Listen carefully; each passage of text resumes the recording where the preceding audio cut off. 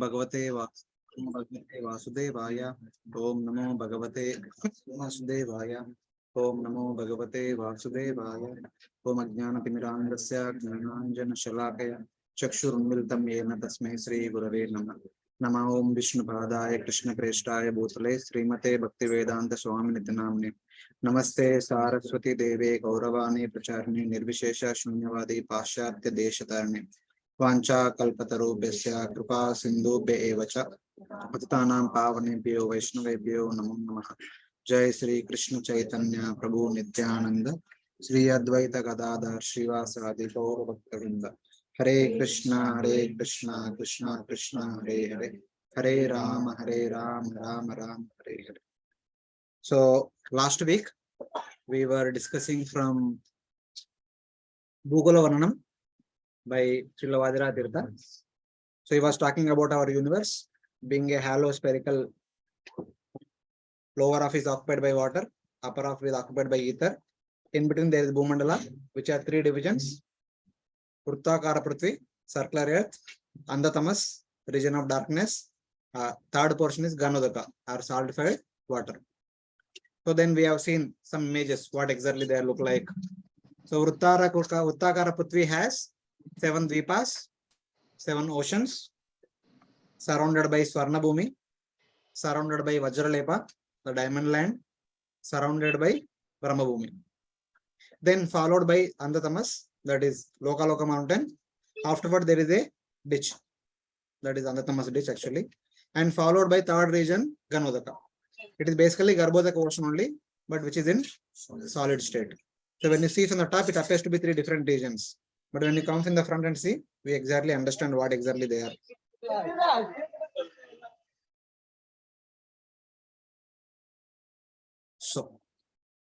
So we also saw some images how the Loka mountain blocks sunrise going other side. That's why the other place is not meant for inhabitants, completely dark, etc. So then the thickness of the Bhumandala is about 1 lakh yojanas. So within that Bhumandala, about 84,000 yojanas was the Mount Meru. So sorry, yeah, after this next slide. So there is Mount Meru. Below that 7 lower planetary systems are there: Atala, Vitala, Sutala, Talatala, Mahatal, Rasatal, Patal, etc. And below that there is Bhumandala, which is completely rocky in nature. In that Bhumandala, there is hellish planetary systems, which are about 99,000 yojanas from Bharatakhanda. From our place to this place is 99,000 yojanas. The total Bhumandala is about 1 lakh yojanas. Their measurements also there. Later on, we discuss about them more in detail. So then Bhagavatam says at one point of time that these hellish planetary systems are located below Patala, above Garbhodaka ocean. But in the Bhumandala, that which we are talking about, what is happening? The Ganodaka is here, Garbhodaka ocean is here, hellish planetary systems are here. Bhagavatam says that the hellish planetary systems are below Patala and above Garbhodaka ocean. And they are calling this also Ganodaka, this also Ganodaka. So this Ganodaka are not supposed to be located above Narakaloka.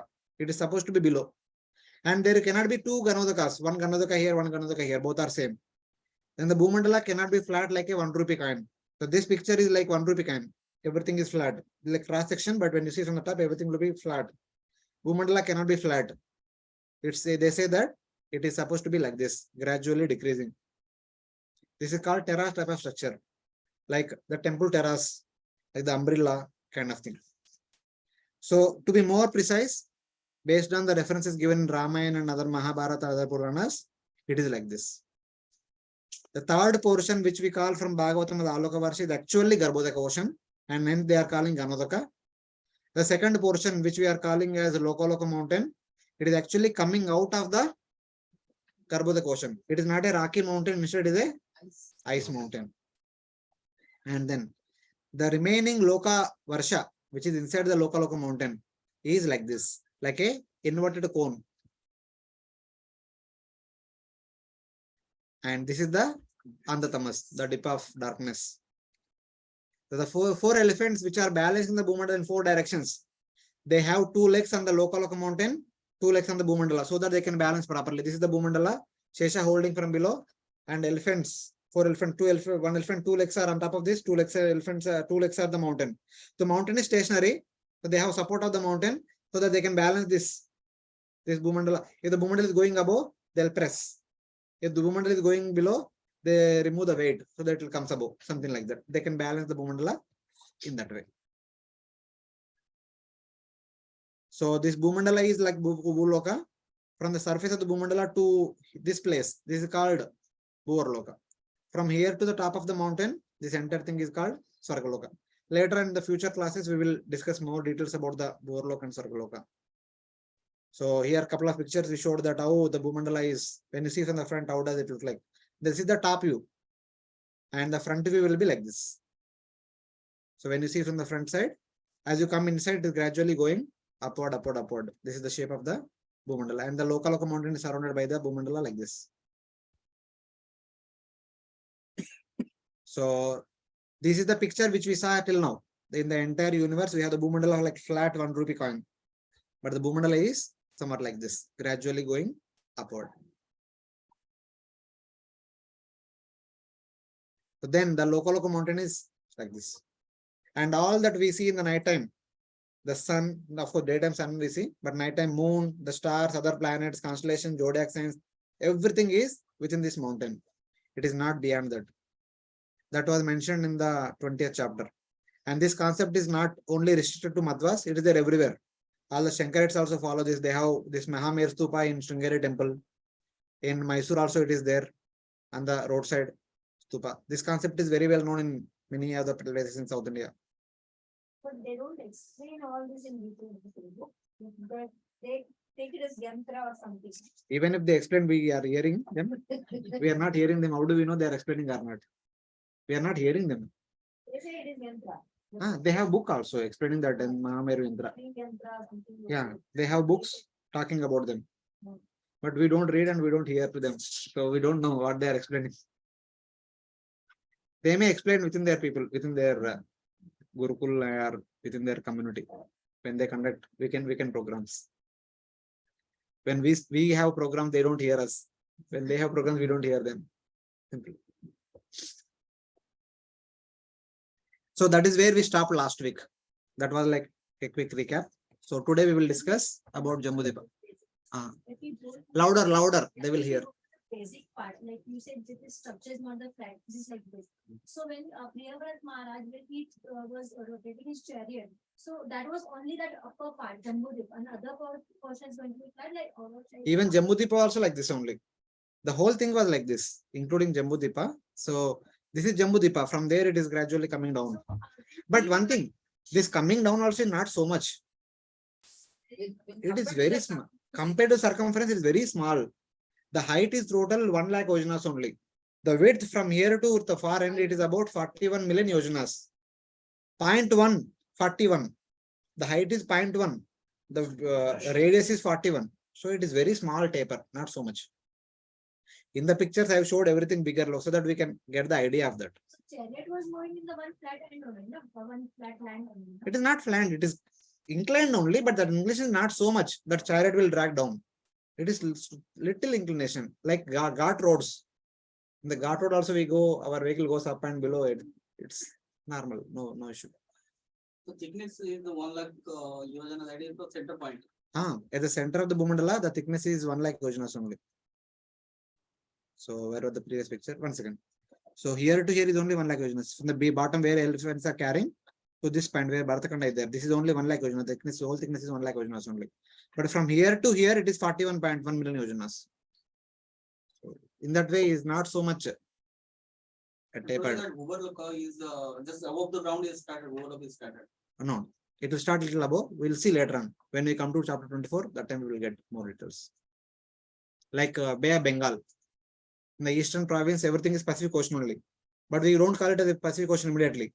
There is some terrain belongs to India that we call it as Bay of Bengal. Kanyakumari to all the way up to West Bengal. Some portion given to India. There we can have harbors. We can do our shipping and fishing. Everything can be done. That belongs to India. Afterwards, it belongs to no one. So Anyone else? Any question? Devotees from online, any questions you have?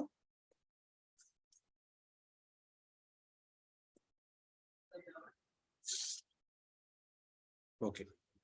So after giving a brief description about the Bhumandala, how does it look like? What is the shape of that? Then they discuss about Jambhudvipa. After Jambhudvipa, then they will discuss about Bharatavarsa, then Bharatakhanda, like that. Systematically, they will talk about all the things. So here we'll get Sorry. louder. So, like according to this one Bhagavatam description, so if we see like after Loka Lokam, the Aloka Lokam come, and after that you said like that there was some gap between the universe and the this one. Ah, yes. 3 point something. Hmm. So like now this Varsha is exactly it is Garbhodakosha. It is Garbhodakosha, yes. Okay. So then what about that space then? After that? No, that space is not required. No need to worry about that space. No need to- No, that space is here. That small space is here. This here is the space. So when the Bhumandala falls into Garbhodakosha, only this portion only falls into Garbhodakosha. This mountain is intact. And this Aloka anyway, it is part of Garbhodaka only, where it will fall. Only this portion, this part of the Bhumandala will fall into Garbhodakosha.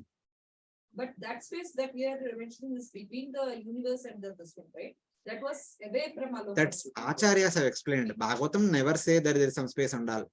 Bhagavatam simply says that ऊपर से जब देखेगा तो आपको 3 division दिखेगा. वो 3 क्या है पता नहीं, आप सामने जाएगा तो पता चलेगा आपको. दूर से क्या दिख रहा है? 3 divisions. That's all. Something black, something red, something yellow. What is that black? Why it is black? When you have to go nearby, then you'll understand. Here Vajratita going nearby and telling what exactly they are. That will take this. Yes. Because Bhagavatam purpose is not to give you the geography of the universe. Bhagavatam purpose is to tell us, okay, these are the principal divisions of the universe, but wherever you go, everyone is practicing bhakti. So you also practice bhakti. That is the main purpose.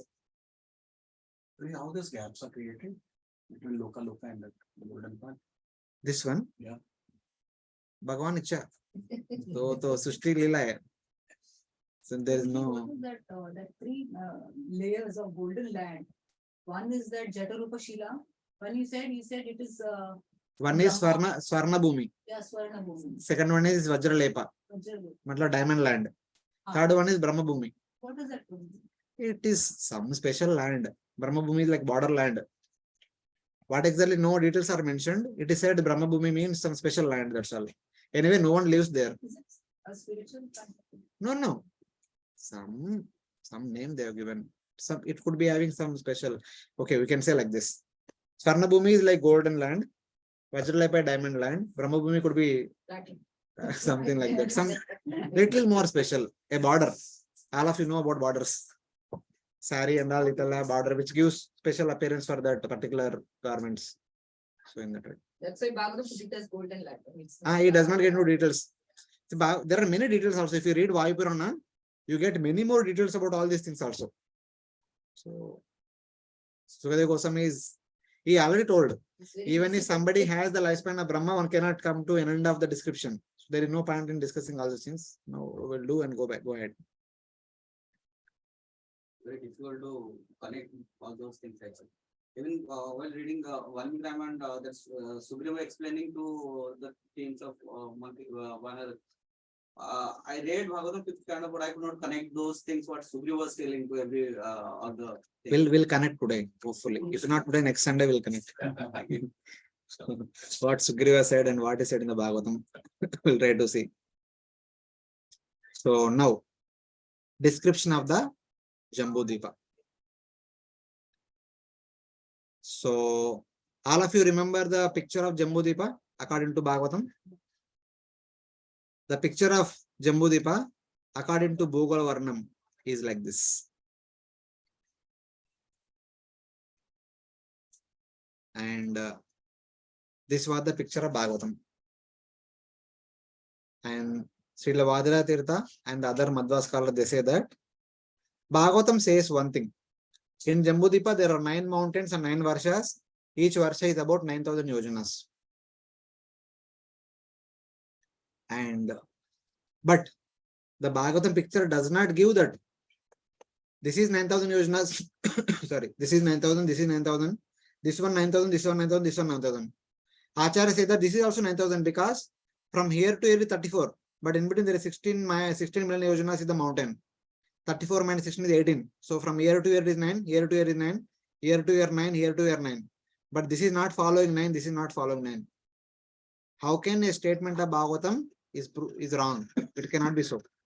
And they say that in Bhadrashva, in Ketumala, there are 2 more mountains, which divide that particular version into 2 more parts. So that each and every individual tract of land will be 9,000 yojanas only. These all the 3 divisions combined together called Bhadrashva Varsha. But it will be 9,000. And second, Bhagavatam picture is symmetric from here to here. Whatever is the way it is there, here also same. Whatever way it is here also it is same. It is symmetric from top to bottom or right to left. How can kind of limitation is there? It should be symmetric in all directions. And they say it is like this. It is symmetric from here to here, here to here, here to here, here to here. And this looks so beautiful when you look from the top than this. So this is Lord's beautiful creation. So like that, they give the picture of Jambhudvipa like this. Yeah, whatever you can think of. And now they say that here two mountains are there around surrounding Mount Meru. 2 mountains here, 2 mountains here, 2 mountains here, 2 mountains here. They have some names. Whatever are the names of these 2 mountains are the names of these 2 mountains also. Jatara, Devakuta, Pavana, Pariyartha. So that the names are same. And then whatever names of these 2 mountains and these 2 mountains, there are 2 mountain sections in the border of 2 mountains and right side, left side with the same names. This is called Makara. This is like called Trishunga. In this bigger Shungavan mountain, in this section, some mountains are called Makara. Here some mountains called Trishunga. Similarly, this is called Kailash and Karavira. In the greater Himalayas, this mountain is called Kailash, this section, and this section of the Himalayas are called Karavira. And now 1, 2, 3, 4. These 4 mountains act like 4 pillars in order to balance the entire Bhumandala as a Jambhudvipa for current picture. So like that, they talk about it. Now, one interesting information is that if you remember previously when we were talking about Bhugolavarnanam, chapter 17 talks about in Bhugolavarnanam there is only one male, one of the 11 Rudras, and is assisted by Bhavani and billions of extra ladies. Any other male person enters there becomes female. But that condition is applicable only to these 2 mountains, so not everywhere, all over Bhugolavarnanam. Here, one form of the 11 Rudras is staying. Similarly, in this Kailash, another form of the 11 Rudras are staying. That Shiva, about whom we generally hear, who is the husband of Mother Parvati, who is the father of Ganesh and Kartikeya, and who is the master of Nandi and other Bhuta, Preta, Pishashas and Kuver and all, is staying here in this Kailash. This Kailash is the residence of Lord Shiva. It is here Arjuna performed tapasya in order to please Lord Shiva and get Pashupata Asura. It is there Bhagirath Maharaj performed tapasya to bring Ganga down and also please Lord Shiva to hold Ganga on the way. It is there Ravana wanted to uproot Kailash mountain. Previously he was known as Dashagriva, the 10-headed beautiful personality. But when he wanted to, out of pride, he wanted to uproot the mountain, the white mountain, and throw it away into somewhere. So Lord Shiva understood, and Lord Shiva just pressed with his toenail. It was so heavy that he began to cry. His cry spread throughout the universe. Everyone afraid. Since then he became known as Ravana. That happened here in this Kailash. Greater Himalayas only. So all these pastimes are happening there. And even today, Lord Shiva stays there along with Mother Parvati and Ganeshji is there. Kumara is not there. Kartikeya is not there, but Ganeshji always stays there. If anybody wants to meet them, please go there. What about The Kailash which we go? You need to wait. You need to wait. After some time, we'll discuss that. Hopefully today we'll discuss. Okay. So basically, whatever we discuss here, it all belongs to the Bharatavarsa. So that way, that Kailash is also part of Bharatavarsa. Yeah, it is located above Bharatavarsa. That's in Greater Greater Himalayas. So then further details of Jambhudvipa. Jambhudvipa is a basket like in shape and it is circular. We have baskets at home. When you upside down put the basket, gradually coming down, that is the shape of Jambhudvipa. It has an altitude of 1 lakh yojanas. From the outer edge of Jambhudvipa to the top of Mount Meru, the total height is 1 lakh yojanas. The sun, who is traveling in an orbit located at a distance of 93 million miles around Bharatakhanda, and moon's orbit is around 0.25 million miles away from our Bharatakhanda. Their orbits are almost in line with the equator of Bharatakhanda. The sun and moon are revolving around Earth, moving around Earth in a circular fashion, and their orbital radius is mentioned, and their planes are in line with the equator. Rahu, whose orbit is located 10,000 yojanas below the orbit of sun, it is inside the orbit of the moon. So it is like, this is like Earth globe. There is equator in the middle, and this is the Earth globe plane. The moon's orbit is somewhere here. Earth globe is here. Moon's orbit is here. Sun's orbit is here. Rahu is located just below the orbit of, the plane of the sun's and moon's orbits, but inside the orbit of moon. That's why we get solar eclipse. Rahu should be inside the moon. If Rahu is outside the moon, we cannot get the eclipse. So in that way. And in order to explain the concept of Uttarayana, Dakshinayana, Vishuddhayana, which are mentioned in the Bhagavatam, the Bhumandala cannot be flat. It should be like this only. Then only we can explain Uttarayana, Dakshinayana. Why? Because the reason is like this. So here is our Bharatakhanda. In the middle is equator, the Bhumadhya Rekha, and the orbit of the moon and orbit of sun are in line with the equator, because of which the sun sometimes can go above the line of equator, go to northern hemisphere, sometimes can go below the equator into the southern hemisphere, as a result of which we can talk about Uttarayana. While sun is going above, we call Uttarayana. While sun is going below, we call Dakshinayana. Very soon, in couple of days later, Uttarayana is going to begin. On the day of Makar Sankranti, Uttarayana begins. Sorry, Bruji? 14th of January. 14th or 15th, whatever. On the day of Karka Sankranti, Uttarayana ends and Dakshinayana begins. So sun is going above is called Uttarayana.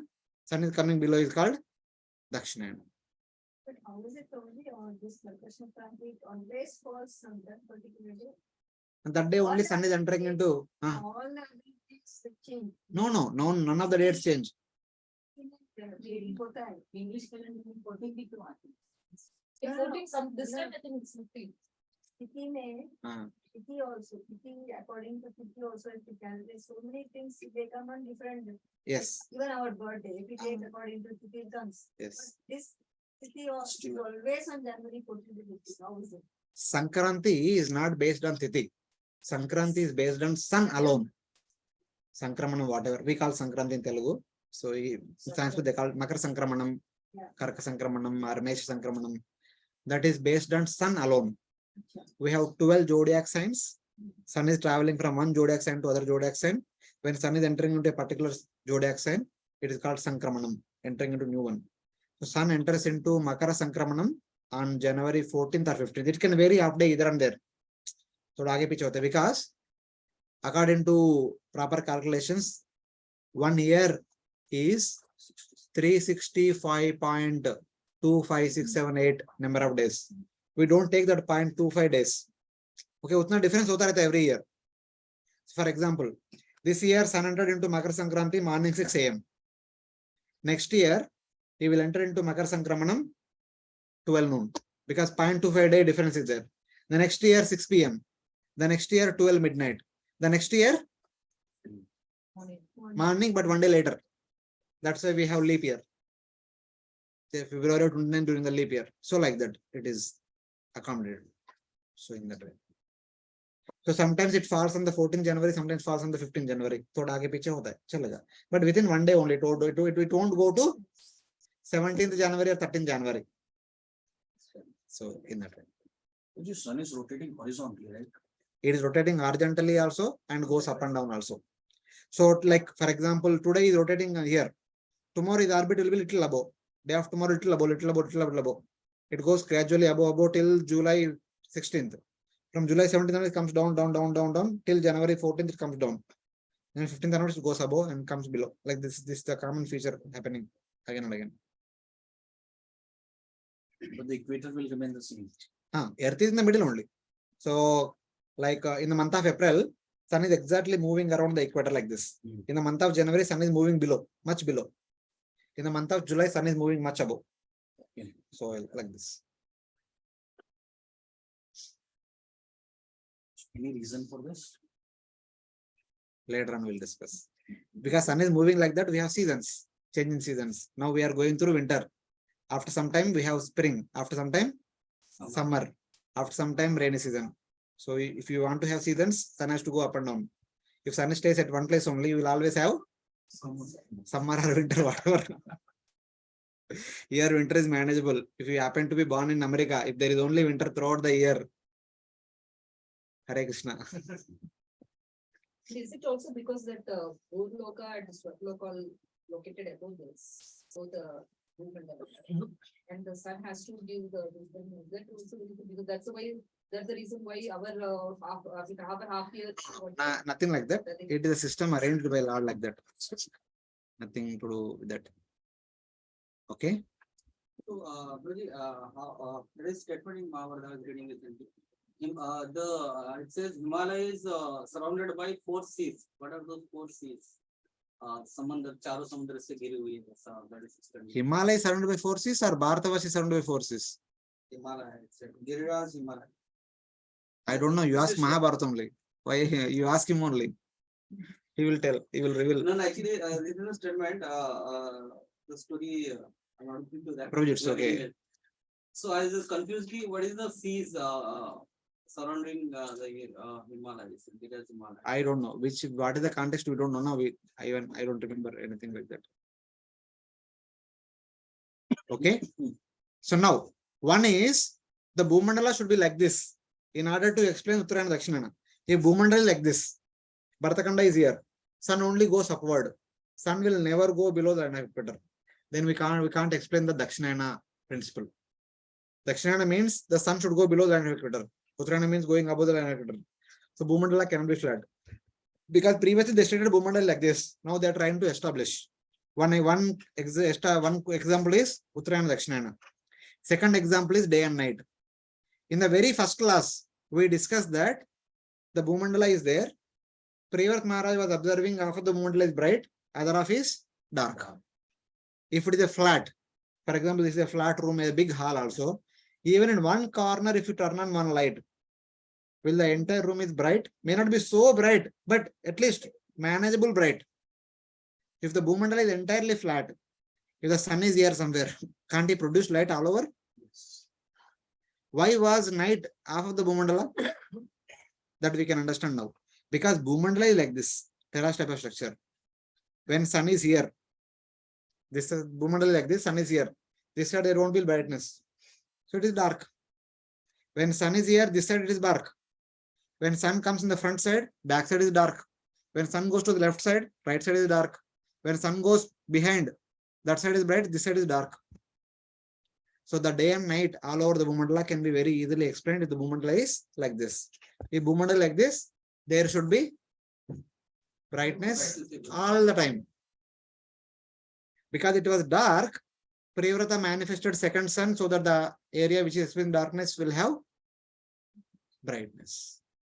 So it is like that. So for the Bhumandala, it is like this. It is having half dark, half bright. For Bharatakhanda, since it is spherical, one side sun is there, other side it will be dark. So it will be, both will have their day and nights accordingly. So in order to have these two phenomena which are mentioned in the Bhagavatam, the Bhumandala should be like this. If Bhumandala is flat, both cannot be explained. Then Bhagavatam is proven wrong. How can Bhagavatam will be wrong? It cannot be wrong. So like that, they are establishing Bhumandala should be like this only. Because somebody asked the question, this book is from Shruti or Smriti. How can we accept? Okay, though it is not from Shruti or Smriti, at least Pratyaksha is fulfilling the condition. Accept. So in that. So that was about our Jambhudvipa. Now we'll get it come to Bharatavarsa. So this was the picture. Hari बोल Yes, Mataji.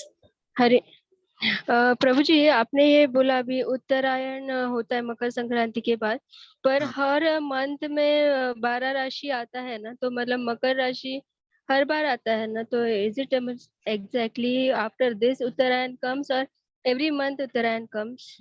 No. Every month all Rashis will not come. From January 15th to February 14th is Makar Rashi. And February 15th to March 16th, Kumbha. March Acha. 16th to April 17th is Meena. April 17th to July 16th is Mesha. One month, Okay. one Rashi. They don't come in one one month. Okay. Ah. Okay. So in January Makar Rashi comes. Yes. Mid of January, Yes. Makar Rashi starts. Mid of every month, new Rashis are beginning. तो उत्तरायण सिर्फ उसके बाद ही होता है क्या, मतलब? From January, Okay. because sun enters into Makara during the month of January, we have Uttarayana starting in the month of January. और फिर वो कृष्ण पक्ष और शुक्ल पक्ष वो कैसे होता है? That is because of the moon. Later on we will discuss in Okay. one of the classes. As the moon is increasing gradually from Amavasya to Purnami, that is called Shukla Paksha. Shukla means white. The moon is gradually becoming white, bigger and bigger white. Okay. When the moon is becoming darker and darker, that is called Krishna Paksha. Krishna means black. So like that. Amavasya to Purnami Shukla Paksha, Purnami to Amavasya Krishna Paksha. Because why I asked this, because my son was born on 14th August, and Okay. his Rashi is Makar. His Rashi is Makar Rashi. Okay. So is it like sun sign, moon sign? Not वो like अलग that. होता है, अलग होता है. No. Moon must have been during the time of birth in Makar Rashi. Because we have two things. One is Rashi, other one is Nakshatra. At any given point of time, the sun will be in one Rashi and one Nakshatra. Moon also will be in one Rashi and one Nakshatra. So according to sun, the Makar Rashi is from January 15th to February 13th. So in those days, the moon might be varying from different Rashis and different Nakshatras. Okay. So your sun's Makar Rashi is for the moon, not for the sun. Sun sign could be in the month of August, Simha Rashi, yeah, Karka or Simha, something like that. The moon Rashi might be anything. Because on that particular day, whichever Rashi the moon is in, that is the Rashi, birth Rashi, according to moon. Okay. Yes, thank you. Lunar calendar. Luni, solar. We do all the calculation based on sun and moon combined together. Both. Horoscope also sun and moon together they come.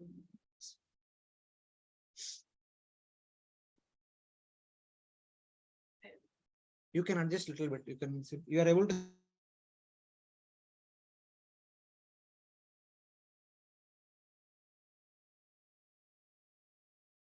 Dhanuri Goswami Maharaj. He divided the Bhumanda, not Bharatavarsa, into 9 divisions. It's like this. These are the 9 divisions in Bharatavarsa. The 9 Dvipas in the Bharatavarsa. 1, 2, 3, 4, 6, 5, 6, 7, 8, 9.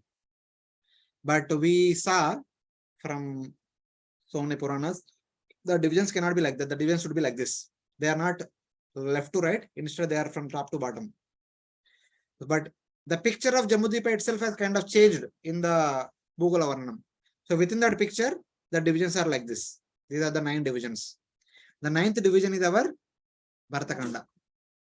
So now they talk about Bharatakhanda. Bharatakhanda appears to be like parked at the southern edge of the Jambhudvipa. Park means to stick up or to jut out like a mushroom. During rainy season, we see mushrooms coming out of the bare land. It is not a planet going around the sun. Since childhood, we have heard that Earth globe is a planet. Earth globe is moving around itself and it is going around the sun. It also has precision. The angle is moving around like this over every 27,000. So many things are there. But it's none of these things. Earth is neither planet, nor going around itself, nor going around sun, nor there is a third precision movement also. None of these things belongs to Earth. Calling Earth as a planet is a big offense, a big aparad. Those science is wrong then what they study. It is nothing wrong or right. We should not call. Itna follow karo bas. So if you've been to any Lord Shiva traditional temple, there is a sanctorium for the Navagrahas. Earth is not part of the Navagrahas. The 7 days are corresponding to 7 grahas plus Rahu and Ketu. 9 ho gaya. They are the 9 grahas. Earth is not a graha. So itna yaad rakho bas. Don't have to say that whether right or wrong. You should not make judgments. So graha means they rotate, right? They move around. Graha means gati pradana iti graha, that which is constantly revolving around. It is called graha. Earth is a part of the land. Earth is part of the Bhumandala. Neither the Bhumandala nor Jambhudvipa nor Bharatavarsa nor Bharatakhanda is rotating at all. So it can't be. That's why the example is park duct. Park means to jet out or to come out like mushroom. So I will show you the images in the next slide. And this concept is substantiated by Sri Anantaramu of Bangalore. He is one of the person who joined the crew of the first Indian Antarctic expedition. Those scientists who have been to Antarctica region to understand. He had been there. After coming back, he says, the South Pole region projects downward like a cone. All of us have the experience of having ice cream in the childhood, especially if not today. Cone ice creams are there. Take an ice ball, keep on top of that. How does it look like? That is the shape of the earth globe. It will be like that. Same. This region has not been properly surveyed, South Pole region. Therefore, it is indeed a flat lie to say that the South Pole region is slightly flat like the North Pole region. All of you must have been having this experience, especially during the season wise. We have the fruits, different variety of fruits. Either you may take apple or amrut. So in order, before eating, we cut into pieces. Before cutting into pieces, first what we do, we take the apple, cut the upper portion where that, what do you call that? Stop. Okay, there is bottom also, there is one coming below that, what do you call that? Stem. The stem portion we cut it like this, upper also we cut it like this. Then how does it look like? In the middle portion like the spherical, upper flat, niche flat. The scientists say that is the shape of the earth. Earth is not 100% spherical. Upper thoda flat hai, niche bhi thoda flat hai. But in between is like the globe everything. And he says that yes, the north pole is flat, but south pole is not flat. It is going downward like a cone. If you say both are flat, that is a flat lie. So it's there, that's what he says. So now let us examine what exactly it is. So this was the picture of the video. This was our picture. Our Bharatavarsa is like this. Here the mountain whose height is 10,000 yojanas. Here is Bharatavarsa whose width is 9,000 yojanas. The same thing is here. This is the Himalaya mountain whose height is 10,000 yojanas. This is Bharatavarsa whose width is 9,000 yojanas. Okay, we have gone front and looking like this. This Bharatavarsa has been divided to 9 dvipas. This is the shape of the 9 dvipas. They are also gradually going. The width of each and every dvipa is 1,000 yojanas only, but height is gradually increasing by 1,000. The first one is 9,000 yojanas, second one is 8,000 yojanas, 7,000 yojanas, 6,000, 5,000, 4,000, 3,000, 2,000. The last one is 1,000 yojanas. This is how the 9 dvipas in Bharatavarsa are situated. Some devotees have asked, what is the shape of these other parts of the Bharatavarsa? So this is the picture. This picture they show in the book. It is like this. Ninth one is Bharatakhanda. Where the cursor is? That smallest one. No, Himalayas is 10,000 yojanas. 1,000 yojanas. 1,009. Wait, we'll discuss. Not 1,000. It is like this. Everything is 9. That is what Vishnu Purana says, na?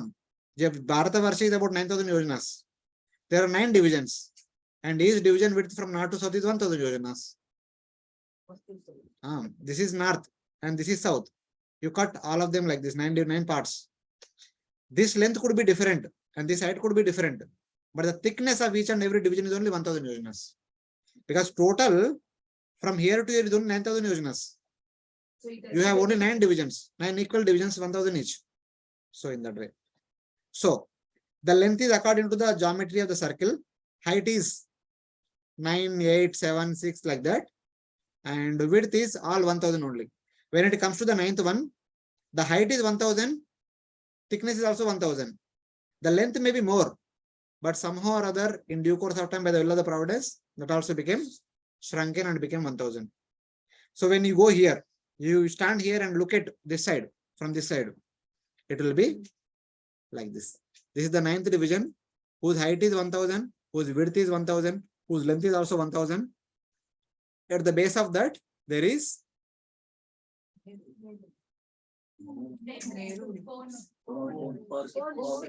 this is a cone, ice cream cone. This is the ice cream ball, this is the cone. But it is made up of ice.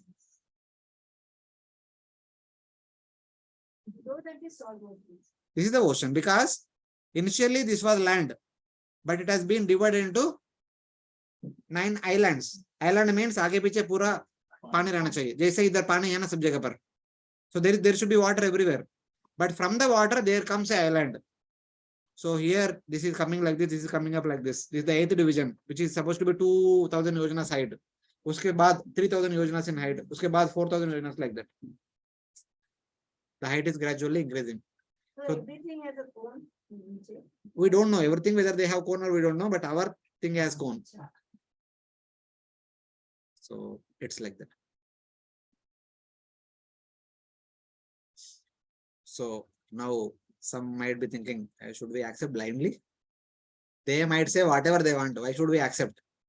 Now let us examine. Is there a possibility of a cone below for the earth globe? So now this is saltwater ocean, bottom. And now this is our earth globe. All of us know the world map. This is the world map today. The scientists say that on the surface of the earth, on the surface of the earth globe, 29% is the land surface, 71% is the water surface. Out of 29%, 80% of the land is above line of equator. So this is the line of equator, which is going through Central Africa. And whole Asia, Europe, North Africa, North America, everything is there on the northern hemisphere. What is in the southern hemisphere is only South Africa, South America, small South Africa and Australia. That's all, nothing else. Antarctica is full. Okay. Now, most of the water is in the bottom side only, southern hemisphere, and of which, especially in the South Pole region, all the water is in solid state. So in the solid state water, there could be a solid ice column. There is a possibility, giving a benefit of doubt. And second thing, we don't accept. No problem, we don't accept. Whatever the scientists are doing space expeditions, either sending a rocket or sending an airplane, all that generally happens between these two dotted lines. Especially the rockets, when they send into space, they send in this direction only. Maybe somewhat inclined direction, but not to the north or not to the south. Generally, they will not send. Actually, they have sent, but they don't know where they have gone. They have gone. They are going horizontally, not vertically. Not vertically, they are going only horizontally. I'll show the reason also why they are sending only horizontally. There is a reason for that also.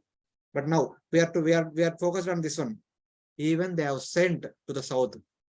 They have sent airplanes also to the south. They wanted to check whether something is there below South Pole. They went, but no one came back.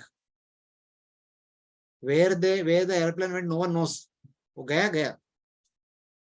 Like Bermuda Triangle. It's gone forever. No one knows where it has gone. The reason for sending the satellites or rockets to the horizontal direction is they want to go to Mars or Moon, all these things. They are all on the horizontal plane only. According to modern science, solar system in the horizontal plane. If you want to go to other planets, you have to go like this only. There is no use of going up or below. So they don't send. So this is one of the reason. But even they have sent sometime, but they did not come back. कहाँ पे गया, किधर गया, किसको पता नहीं. So this is the picture of our. If you go to the front, this is the Bharatakhanda. This is the second one. This is Meru. Meru is here, not below the earth globe. This is the top view. When you see the top, This is where our earth globe is located. So the 9th division is the earth globe. These are the remaining 6 divisions as we saw in the previous picture. Is there any modern observations to support this? So why should we accept them? We should actually, we are all educated people, we should examine thoroughly. One may think, are there any flight routes passing through Antarctica? Yes or no? Even if somebody wants to go from South Africa to South America, in the past, the flights would go from South Africa to Middle East, then to then South America. There could be many reasons. One of the reasons they say that they don't want the flights to travel on the surface of the ocean for long distance. Anything happens, they are gone forever. They most likely to travel on the surface of the earth. If there is emergency, they can land somewhere. That is one reason. Another practical reason, money. There may not be so many passengers traveling from year to year. There is no point of sending a flight from here to there. But as time progressed, as technology improved, they started having flight routes across the ocean also, but still not through Antarctica. So this is the picture of the earth globe, and the North Pole flat, South Pole also flat. Are you getting? This is what modern science says. So still none of the routes are passing through Antarctica. As time progressed, there are flight routes passing through North Pole, but not through South Pole. Even some is there, they are barely touching Antarctica.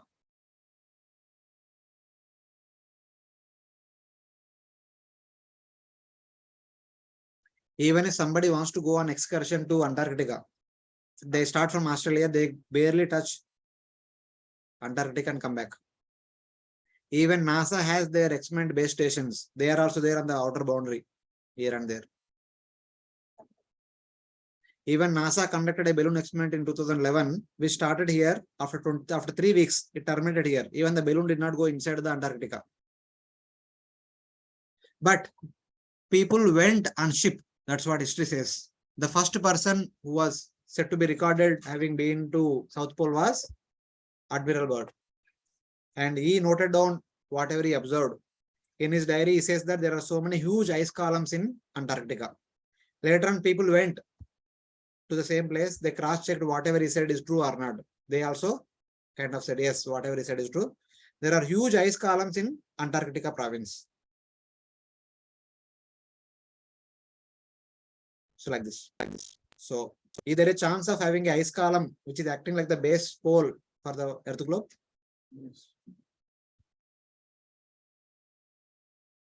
But on the other hand, so many scientists have come up with so many ideas. Some said the earth was like a pear shaped. Some said earth is like this. Some said earth is like this. It is not at all spherical. It is like spheroid type of thing. Here, there, aage piche hai karke. So like that, different people come up with different things. So whatever it is. So our Shastra says something little different what science says. The Shastra says there is a solid connection between the earth globe to the bottom portion of the Bhumandala. And hence our strength, our faith on earth globe being stationary will increase. But for modern science, the basis is earth is revolving around. It should be suspended in the ether. It cannot have any connection. So more than that, in the past, even today also, if somebody wants to go to South Pole, either for excursion or for some experimentation purpose and all, they don't get permission easily. There is a bigger procedure to go to South Pole than going to America. There are so many movies, documentary movies are made on South Pole. Especially the church, the biblical followers, they made so many documentaries saying that the NASA is telling the earth is spherical. Earth is not spherical. It is actually flat. The entire earth is flat. Whatever they are saying that South Pole has a single point, it is actually the outer boundary of the flat earth, flat circular earth. And there is the ice wall. Full ice wall is there.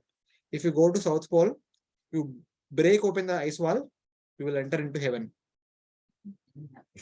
Yeah, there are so many documentaries are made, movies are made on that. The Bilaswarga they are talking about. No, actual Sarga. Okay, from Actual. If you go, it's flat, na? So you go to South Pole and break that wall, you enter into Sarga. Outside that outside that the covering, igloo kind of covering is entire thing is heaven only. That's what they say. The documentary movies say.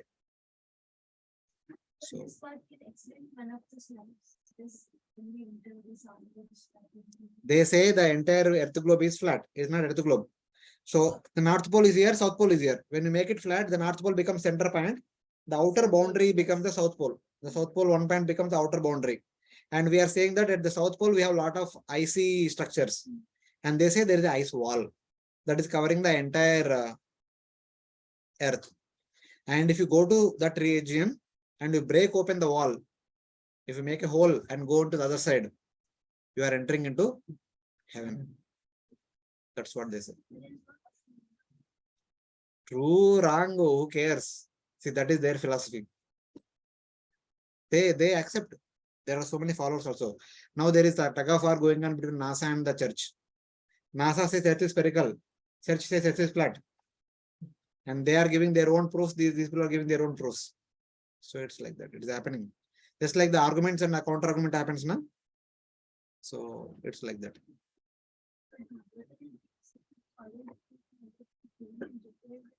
No, Bhagavatam is not given all these things. Where Bhagavatam is given? We are referring to Bhugolavarnanam. Bhagavatam also does not say all these things. Not only Bhagavatam, none of the other Puranas talk about all these things. To keep suspense. So, Acharyas will reveal all these things.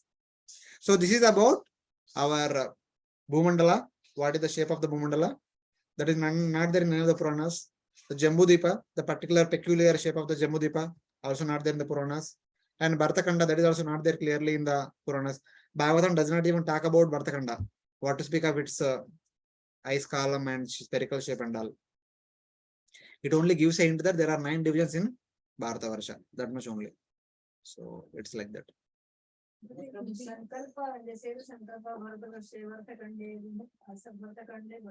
That is Kalpa Shastra. That is Kalpa Shastras. That is about rituals, how to do, what is the systematic procedure of the performing rituals. That is, no, I'm saying, in general, the purpose of Puranas is not to talk about the geography. The Puranas are there to elevate our consciousness. So, wherever is needed, whatever is needed, that much is given. It's not complete details. Prabhuji, see, even today we see that, the rivers changes its course. Because of that, some of the, even the Navadvip also they say, right? So what was there 500 years ago, now it's all changed. So it could happen that way also, like, the material nature changes, keep changing, so the rivers changing its course, all that.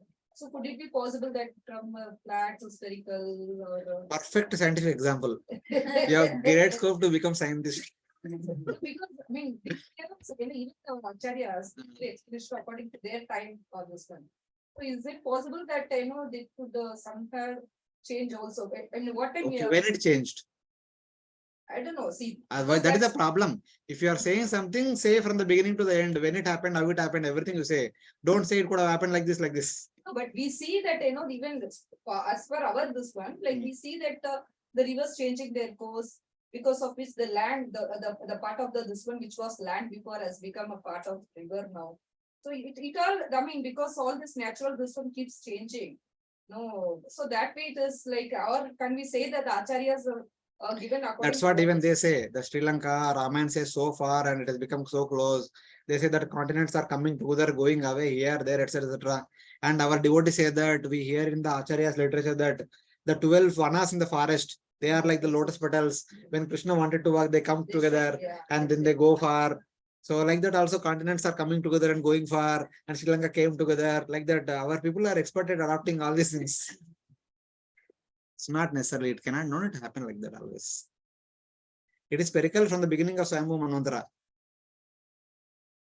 Sabse spherical abhi nahi.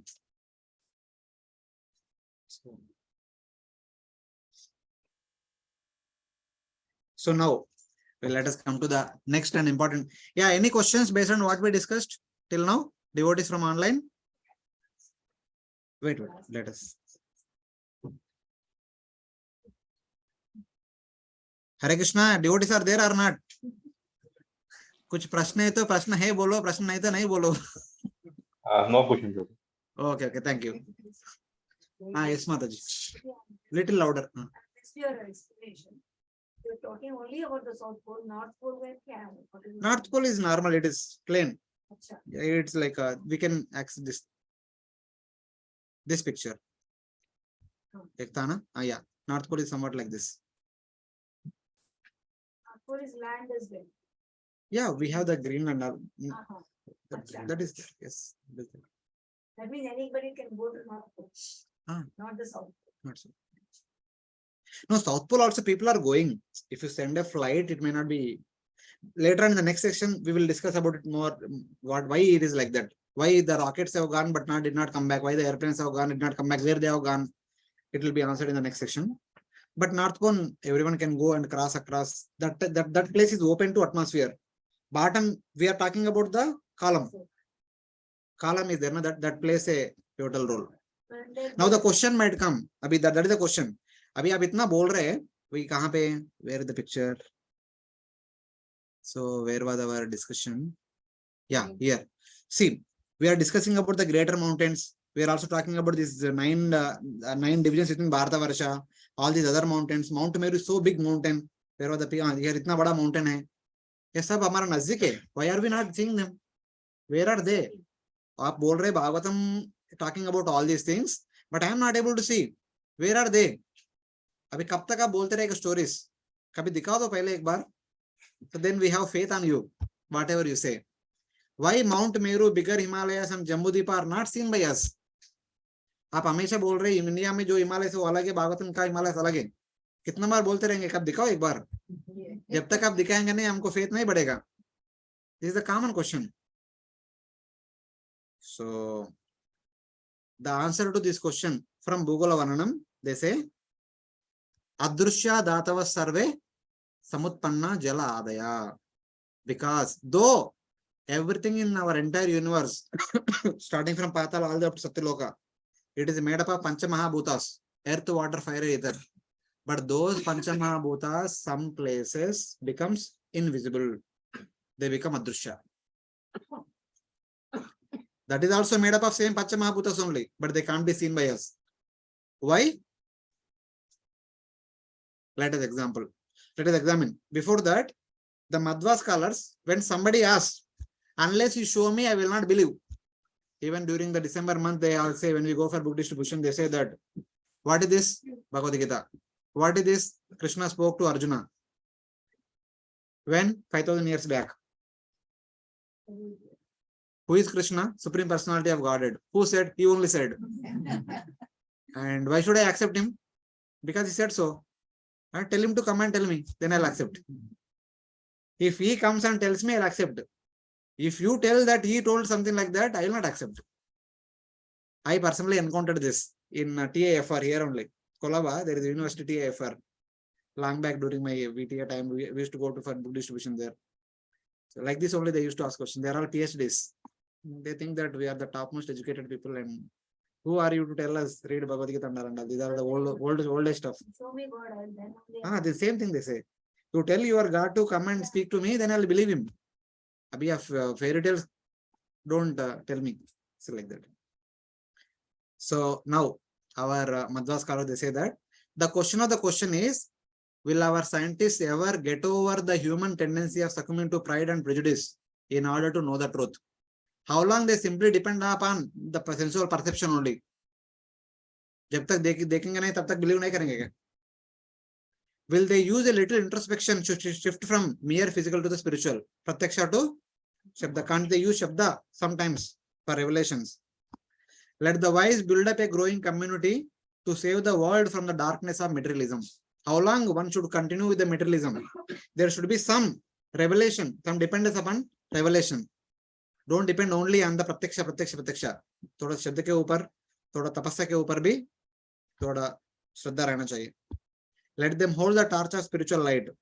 Let there be a renaissance of religious culture based on revelations. So having said that, now I added 3 examples. So there is something Shabda says that Adrushya Datava Sarve Samutpanna Janadaya. Is there any pratyaksha to prove that the same Panchamahabhutas become invisible? I have 3 examples. 2 examples just to explain the concept.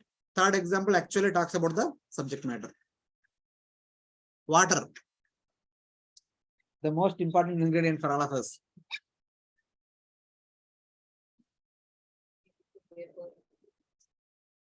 Okay. We can hold it, we can see it, we can feel it. When it is in liquid form, difficult to hold it. We can see it, certainly. Difficult to hold it. But when it becomes vapor, we can't see it. Then what to speak of holding it? It's a special lens one may see, but generally we can't see.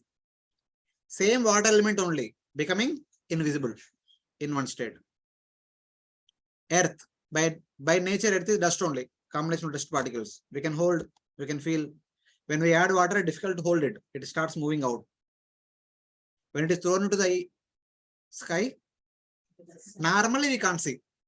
But especially when we are in the dark room, when there is a window and sunlight is passing through, in that lattice window, we can see that dust particles moving above, up and below. They are also kind of adrushya. And the third and most appropriate example is gold. All of you are knowing about it. So, normal, our normal perceptual world, we wear golden ornaments. Yes? Do they have life? The golden ornament, do they have life? They are jada, lifeless.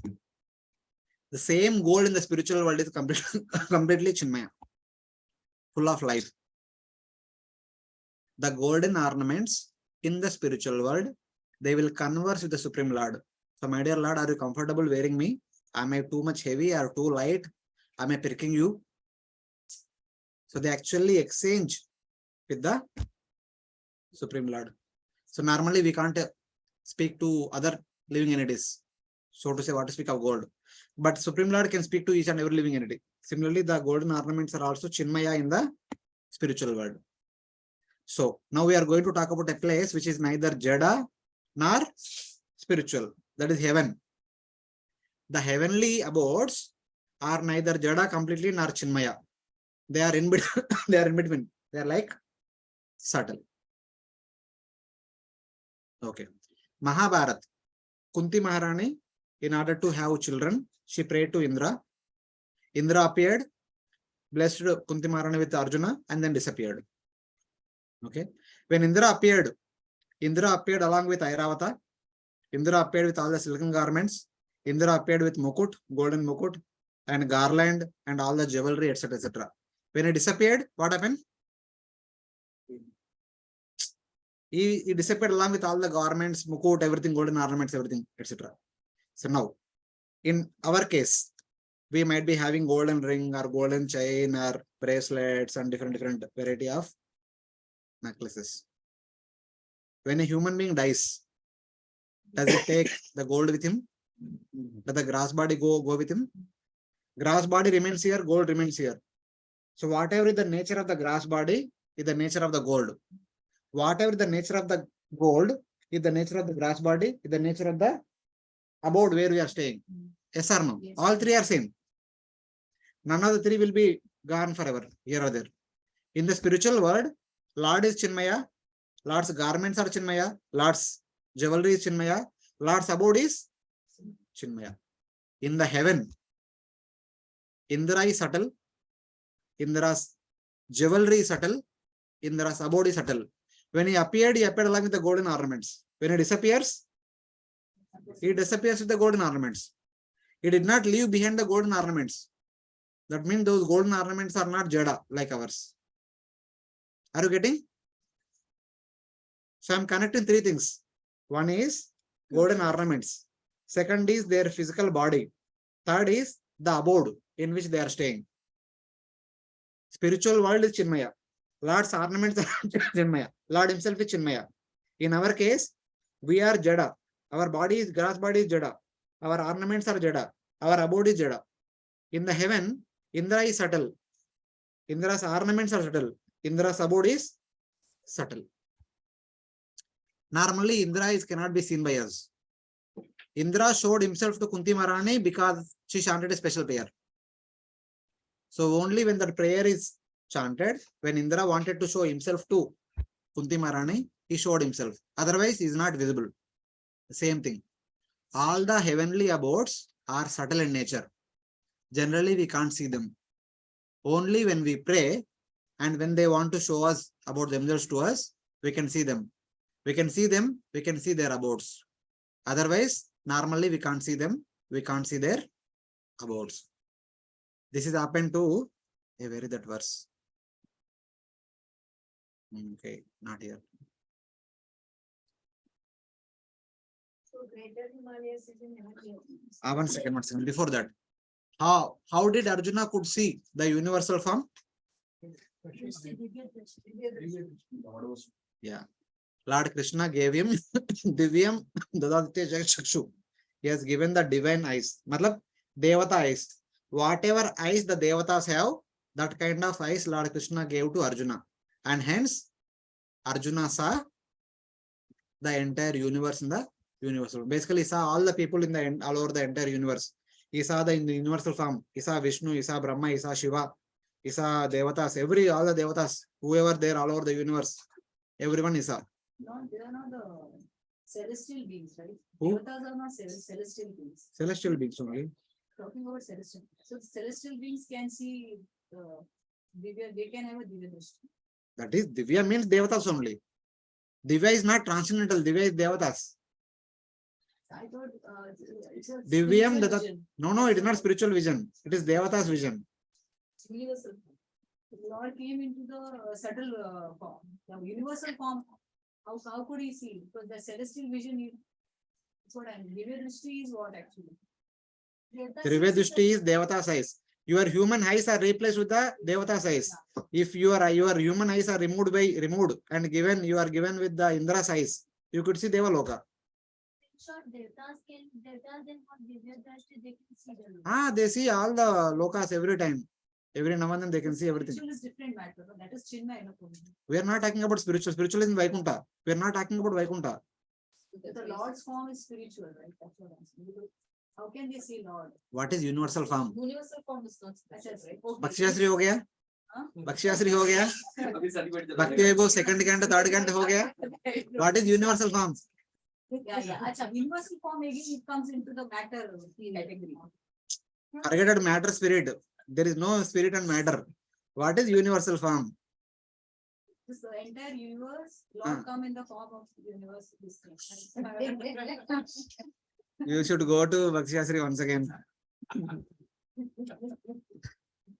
See, Bhagavad Gita talks about one universal form. Bhagavatam talks about one universal form. I'll give you one simple example. We have Chaupati temple. We have so many departments in our Chaupati temple. Of course, we are in the Brahmachari ashram. We are into the department kind of structure, etc. So much into. So in the temple, we have so many departments, like one is DT department. They take care of DT worship, DT dressing, flowers, etc. etc. And also Bhoga preparation. Some of you might be coming for Bhoga preparation also. There is maintenance department which takes care of the temple maintenance and all. I am part of that. There is housekeeping department. They take care of the cleanliness of the temple. There is Path department, donations and taking care of the guests, etc. etc. etc. And there is construction department taking care of the new constructions, etc. etc. And like that, there are n number of departments. Department is a particular a wing, a operational wing in the entire temple, which is operated by one brahmachari in charge. Under him, few more brahmacharis who are like assistants. Under them, there are so many staffs. Upar we have DD dressing department. Purushottam Prabhu is heading that. Under him, we have so many staff from Bengal. They will be keep stitching the clothing. Now, Nityananda dressing is going on. So like that, departments are there. Here, two aspects are there for every department. There is in charge. There is service. Okay. There is a function. There is a responsibility. The Bhagavatam universal form talks about all the departments. In which department, which activity is going on. Maintenance में क्या होता है, DT department में क्या होता है, kitchen में क्या होता है, kitchen department. Like that, various department क्या क्या होता है, that is mentioned in the Bhagavatam. Who is the in charge for the department? When all the in charges come together and they give a still for the photo, group photo, that is Bhagavad Gita Virat Rupa. All the in charges have come together, keeping their head Vishnu in the center, and they are standing, they are posing for a picture, group photo. That is Bhagavad Gita, universal form. And Bhagavatam universal form is all about what are the different departments, iska function kya hai, iska function kya hai. Sun ka function giving light so that people can see. Varuna ka function giving taste so that people can release taste. Vayu ka function so that people can breathe and people can smell. So like that. All alag departments. That is universal form. It is nothing to do with transcendental or material or nothing like that. It is operation. The universe is being operated by universal form. Just like Chopra temple is operated by different departments. It is the operational form. Even to see that, you need the divine instruction. Who is operating? Who is the responsible for maintenance of the entire universe? Devatas. Rupinla does not do anything. He is there. Wahan pe yoga nidra mein. Kshirodaksha Vishnu is always in yoga nidra. He does not do anything. He tells, my dear Indra, please take care. He has given all the responsibility to Indra. Indra is only doing everything on his behalf. Except we, the Bharat. Even in our temple, I'll tell you, temple president don't do anything. They only sign. It is the in charges will do all the services. I'm just to give you an example. Wherever it is, only the heads give the instruction. Temple presidents, our leaders only give you counseling. When you have some trouble, you go to them, they will give good guidance. They don't do any hands-on seva in that sense. So Lord Vishnu does not do any hands-on. He only does, if there is any conflict between Devata and Asuras, he comes in between and settles the matter. Otherwise, day-to-day activities all done by Indra, Chandra, Varuna, all the Devatas only will do. So it is like that. That is universal form. So, except this Bharatakhanda inhabits, everybody can see the Lord. No. It's only the we. You remember in the previously we discussed that in the Jambhudvipa, except Bharatavarsa, remaining all is called as Bhauma Swarga. The upper Bhuvarloka Sargaloka is called as Divya Sarga. The below 7 lower planet systems are called as all are Swargas only. जो स्वर्गलोक में जो रहते हैं उनको स्वर्ग दृष्टि है वो सब देख सकते हैं. We are part of karma bhumi. So we have karma eyes. So with our karma eyes we can't see. Simple. When we have devata eyes we can see the entire universe. With our karma eyes we can't see. Karma means basically flesh eyes. Can't see. Simple, straightforward one-on-one distinction. Huh? Still they are blessed that we are in this karma. And that's why they are paying. They are paying. So it's like that.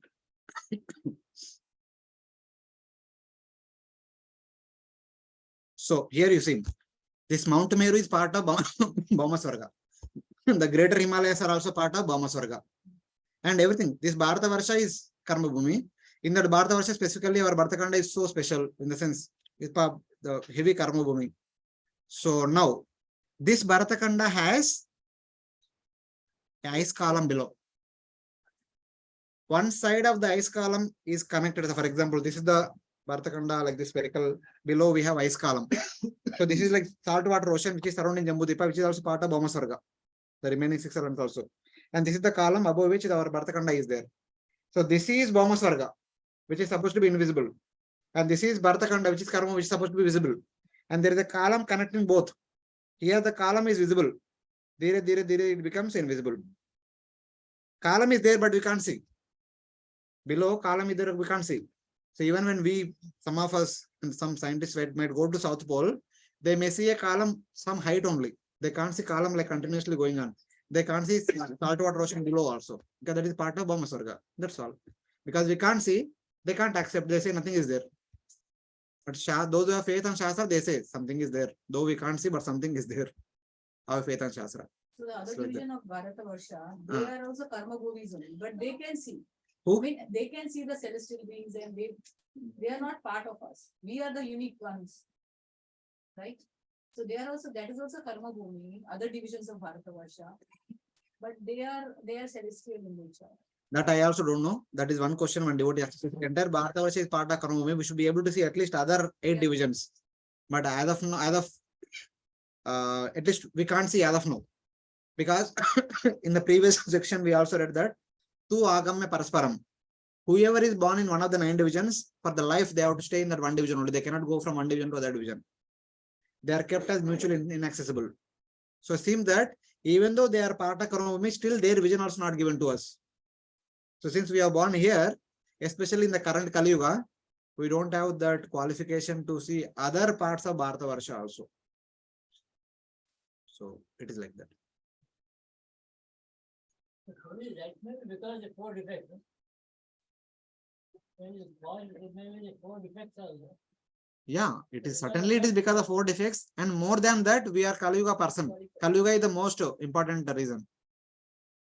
That we will kind of establish at the end of the entire presentation. That is the last slide. We are in Kali Yuga, that's why we don't have the capacity to see. Certain things things like- like pure enough to see. That is what actually. More than pure enough, we are too greedy. In the previous ages, people were content. They were happy whatever with whatever they have. If people are given the vision of Mount Meru, did they left it like that? They would have gone there and they would have broken it apart and they would have got all the gold. Everything was so Yes or no? good by now. Our history is filled with such examples only. Why would Alexander came from all the way from Europe to all the way India? Why would all these not Mughals, before them that they traveled from Middle East or traveling through mountains, oceans, all these things all the way to India? Why Britishers came here and started with all these things and eventually looted India? Only for wealth. इतना greedy people रहेगा तो उनको ये सब दिखाएगा तो और क्या कुछ बचेगा नहीं. अगर abundance भी रहेगा तो what value will have? That's what I'm, because it is very rare thing. So we have value for anything for that matter. So gold in case एक Himalaya अगर gold का बनता था, probably we would have not had that value. We would have considered it just like a stone or a rock. हाँ वो हो सकता है, but if at all that kind of opportunity is there, who will stop? Even there are so many wars are going on for oil. Currently today also wars are going on for oil. So, Kali Yuga person means a greedy tank. Will mange more. Mange more. So Prabhuji, but we are able to see, like, as you said, in the sun, star, like. We'll discuss that later. First we'll focus on what we are not able to see. Okay.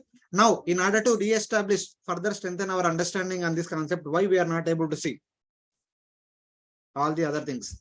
There the story comes in Mahabharata. Nala Damayanti. The story is very famous all over India. There are many movies made, there are many dramas were made, many novels are written. Everyone at least must have heard at least once in their life. South, we have this Yakshagana. They depict Bhagavatam through that dance form. So this particular episode, Nala Damayanti is very famous. So just like our Rukmini Krishna, Rukmini used to hear about Lord Krishna from all the sages used to visit Kaundinyapur. Like that, Nala and Damayanti used to hear about each other from a swan. A swan would go from here to there, speak about Nala to Damayanti, and again go from here to there, speak about Damayanti to Nala. Both of them heard about each other and they kind of exchanged their feelings and they kind of liked each other. Eventually, when Damayanti came to right age of marriage, her father announced Swayamvar. So everyone came to Swayamvar. Just like Nala heard about Damayanti, the Devatas also heard about Damayanti. The Devatas also came down for Swayamvar. The next day morning will be Swayamvar.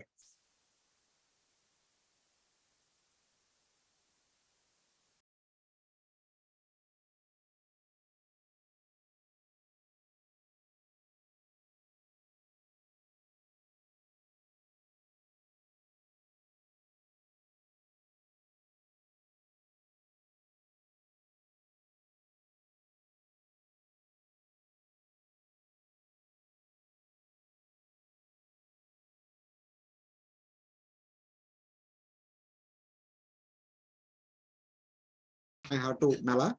I will marry him only.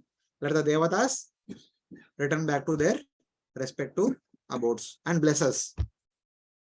He went and informed the message to them. They felt very. They became angry. Not me, they became angry. ऐसा कैसे बोल सकते? हमको no कैसे बोल सकते? We'll test tomorrow. We'll do.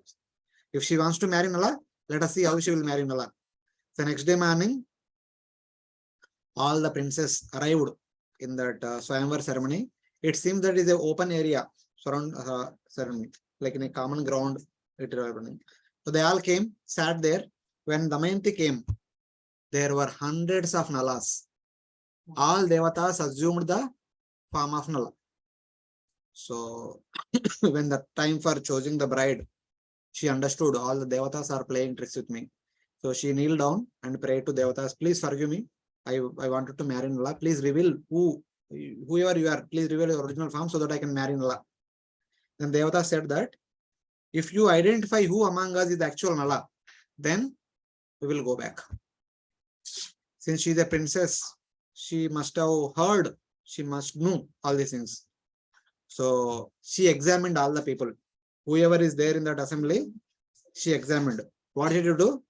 Damayanti then beheld all the devatas who are not perspiring. The devatas never perspire.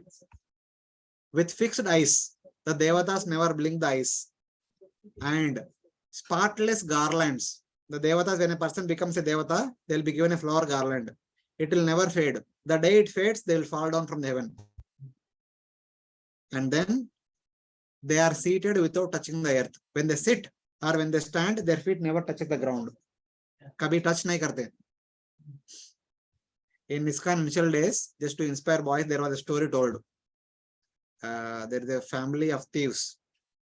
Okay, they train their children not to get affected by Bhagavad Kathakar. They say that never ever go to Bhagavad Kathakar. वो लोग बोलेंगे सब छोड़ने के, सब पाप है, छोड़ना पड़ेगा करके बोलते हैं. हम तो चोरी करने का ही जन्म लिया था, हमारा जीवन का धर्म है ये. Like that, they educate their new generation children. So the child becomes youth and eventually starts stealing one by one. At one point of time, he stole the necklace of the queen. And the soldiers understood that they were following after this person. And in order to escape from the soldiers, he joined a group of people where they were hearing some Bhagavad Katha. So he was sitting, hiding himself. And that time Bhagavad Kathakar was telling that the devatas never blink. Same thing, same story. The devatas never blink their eyes. Their garlands are never faded. They never touch the ground, etc., etc. And one more important thing that which comes in the next slide is that she, on the other hand, saw Nala standing preeminent with his own shadow. Unlike the devatas never cast shadow, but only Nala, because that's why I said the open ground it seems. So everyone else, all the other normal human beings are all having shadow. These devata personalities have no shadow. And he is full of perspiration and floral breaths, tainted with dust, and was also seated on the ground with blinking eyes.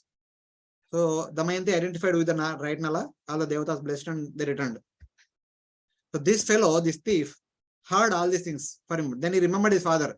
He should never listen to Bhagavad Kathakar. He closed his ears afterwards. Then somehow he escaped. He escaped from there and he was moving away. They caught. They put him in prison. He said, no, I have not stolen. He was telling like I have not stolen. But he hidden somewhere in before entering into this Bhagavad Katha group. So the king understood that this fellow will not say truth to anybody else except to their devata, Kali. So king called one drama artist.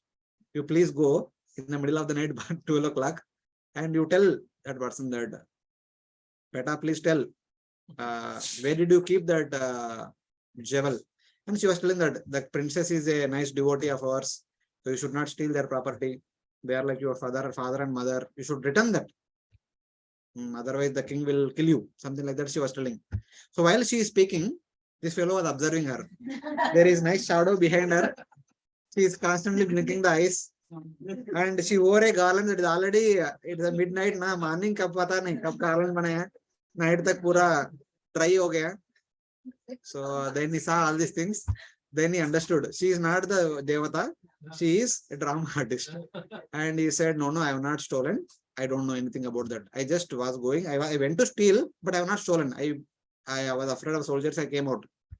Then the drama artist went and informed the king. The king actually believed it true. Because these people never lied to the devata. So he was released. When he came out of the prison, he thought that just by hearing for half minute from the Bhagavad Kathakar, I have been saved from the capital punishment. If I listen to them more and more, then what will happen? So that was the story. So the point is that here, this is the point. The devatas never cast shadow.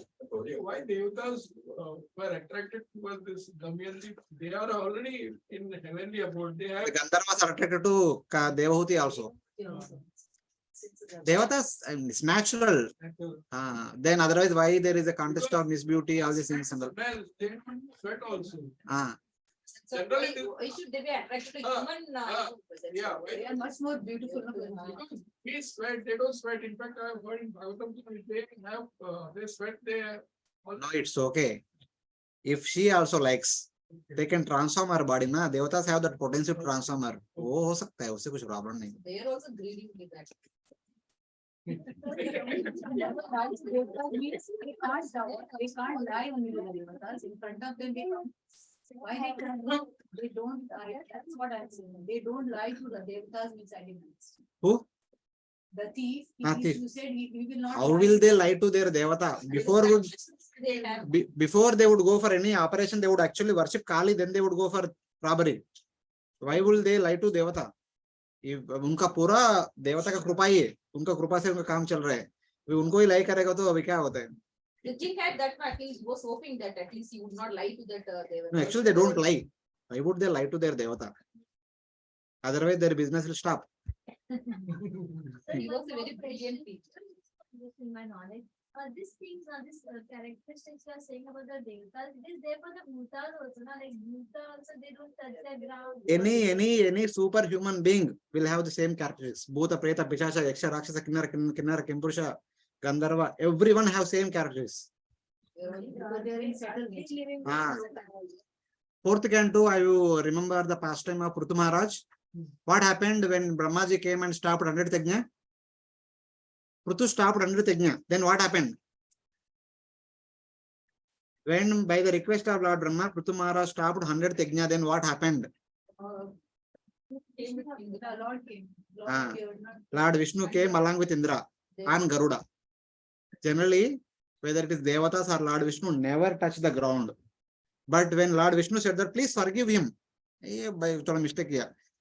Prithu Maharaj came forward when Indra is about to fall and touch the feet of Prithu. Indra is elder, Prithu is younger. But Prithu did not allow him to touch his feet. He immediately lifted his hands and embraced him, and like he showed all friendly symptoms. So Lord Vishnu was so happy. Come ho gaya. He is about to leave. But he did not leave. At that time, Lord Vishnu forgot that he is Devata. His feet touched the ground. When his feet touched the ground, he became out of balance. When we are touching the ground, we are in perfect balance. When we are in the ether, we are jumping, we are out of balance. When the Devatas are in the ether, they are perfect balance. If they touch the ground, they are out of balance. Lord Vishnu was about to fall down because his feet is touching the ground. He put his left hand on top of Garuda just to take the balance. What happens for us, it is opposite for the Devatas. It is like that. Yeah, even Narada Muni, they appear everywhere. He is a natural. And when he comes to the earth planet, he also, his feet also don't. His feet also does not touch earth. They walk as if they are touching on the earth, but there is a gap between them. Anybody who has darshan of Narada Muni also, they can't see that he's not. That's why in the movies now, whenever Devatas appear, they always show in the ether only. They don't come to the ground always. Hari Bol. Hari Bol. Yes. Yes, Mataji. प्रभु जी इतना मतलब highest level पे demigods के level पे विष्णु जी के level पे ये सब मतलब लस्ट डिजायर्स ये होता है तो नॉर्मल पर्सन का तो मतलब कुछ बोल ही नहीं सकते तो मतलब at this level these things are happening तो ये कलयुग में जो हो रहा है तो उसके लिए मतलब क्या बोलेंगे फिर अभी Sorry, I could not understand your question. She says, when the Devatas get attracted to Nala here, so when they are in the very high levels, so they are doing such a low act. They have Mataji, please don't say low act. It's a common. It's common nature of a living entity. It's nothing low, nothing high. It is nothing about. It is simple. But Devatas are on higher level. Certainly, kindly understand that it's not out of lust. They don't want to exploit. They want to duly marry. It is natural, quite natural. But when they know that she is loving somebody else, there is a subtle pride, na. When a big person comes to marry you in an honorable way, he says, no, though you may be big, but I want to marry a person who is equal to me, they feel some that is there, na? See, they feel kind of, yeah, disrespected, something like that. So just they waited for one more day, they tested her and they understood she's really loving. So it's like that. The law of material nature. It's law of material nature. Means there also material nature acts, Prabhuji. Means at the demigod So level. see, yeah, unfortunately, we always, So from our level, it's like, from our level, we see it looks like immoral, like. no, it's not immoral. It is perfectly moral, perfectly right. It's nothing wrong in it. Means want to really material marry modes her. act. No, forget about the mode. They are in proper religious condition only. Marrying someone is proper. But then they are allowed to marry. Marrying means Same way. They can marry n number of people because they can maintain. Human beings cannot maintain, so that marriage is not allowed for multiple people. Simple. Logic is simple. And they also have desire, no material, because that is why they are within this universe. They have desire like us. What is there? Material desire is there, the desire is there. Why? That's what is there? What desire do they have?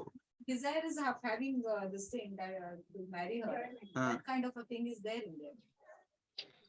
They haven't transcended this universe to be free from. So you mean to say that not having desire of marriage is transcendence? No, any kind of a desire. Not like that. They are also. They are all serving the Lord very nicely. They will go back to Godhead after the tenure is over. We may go, we may not go, we don't know. All the devatas are going back to Godhead after the 7th Manvantara is over. They can marry thousands of wives during this time period. No problem. They are all devotees of the Lord. They will go back to Godhead. Marriage is not negated in the devotional service. Both of them together can perform bhakti. Just as the Apsaras also. It's not against law. means at their level, marriage is not a lusty desire. No, not lusty desire. For us to take lessons, Srila Prabhupada writes like that. Not to get attracted to that. Because they can follow all the rules of regulations of the marriage order. But here we can't follow. That's why just by looking at them, they can marry, I cannot marry. What is this? That is the problem. Because kindly remember, currently we don't know proper understanding of dharma. The by definition, Kali Yuga means adharmam dharmamiti. Because Kali Yuga is predominated by mode of ignorance. Everything dharma we see it as adharma, and everything adharma we see it as dharma. That is the biggest problem with us. We don't know what is dharma, what is adharma also. We can't distinguish properly. So for us, kuch ulta dikhta hai. So that is the problem. Those who understand it properly, they can very nicely. Even a couple of days back, when Yudhishthira Maharaj is inquiring Arjuna, did you say no to a lady who approached you to marriage? That is one of the questions inquired. If they say no to any lady approaching them to marriage, that is a big sin for a king. Because kings can maintain many wives. They can provide all the necessities. So they are allowed to marry many ladies. So that is one of the rule. So it's like that. Back to the story. Haribol. Yes.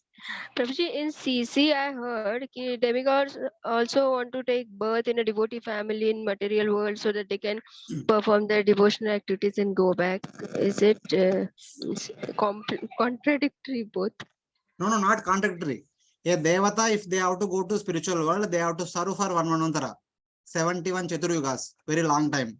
If they take birth in the human being family, human devotee family, in 100 years they can go back to Godhead, which is good. Which is human. Which is smart. Human. Instead of saying better or good, which is smart. Being a human. But Lord does not allow. That's what Brahmaji said.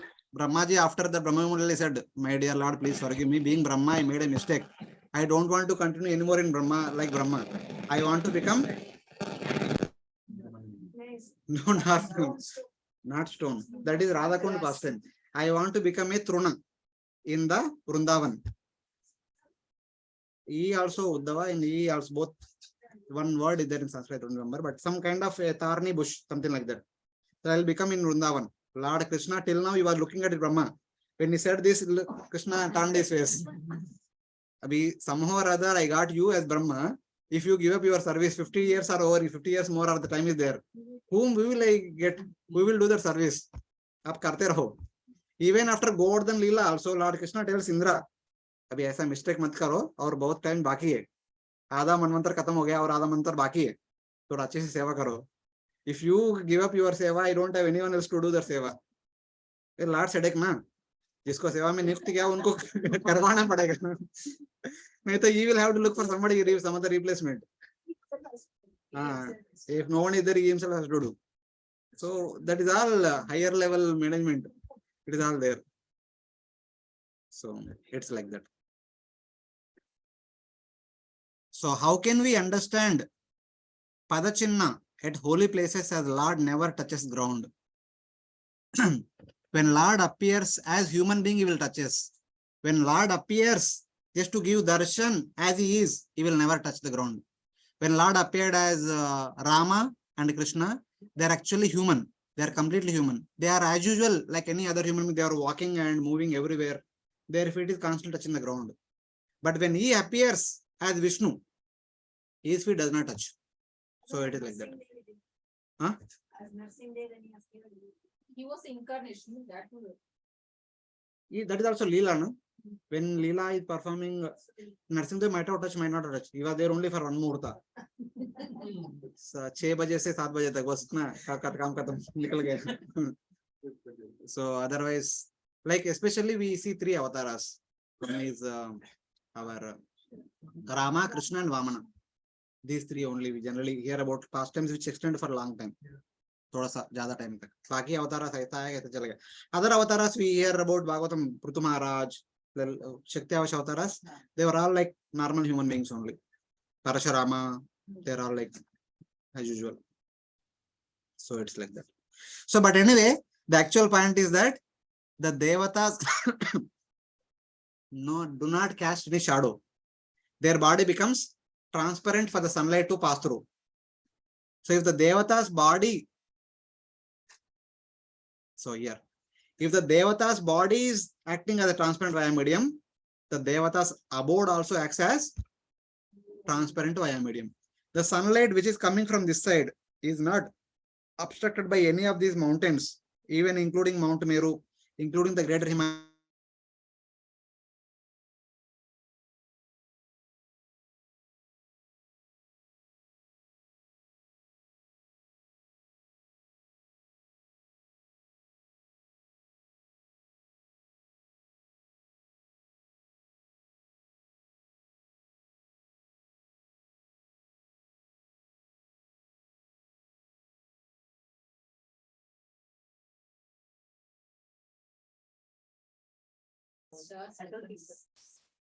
We need to pray to Krishna to give us that Divya Chakshu so that we can get to see all these things. So now the Madhva scholars are further continuing. We speak of suns and solar systems within the millions of galaxies. The science is speaking about so many solar systems, so many galaxies, so many Milky Way, so many things they keep talking about. We especially studied in the 7th, 8th, 9th, 10th, so many classes.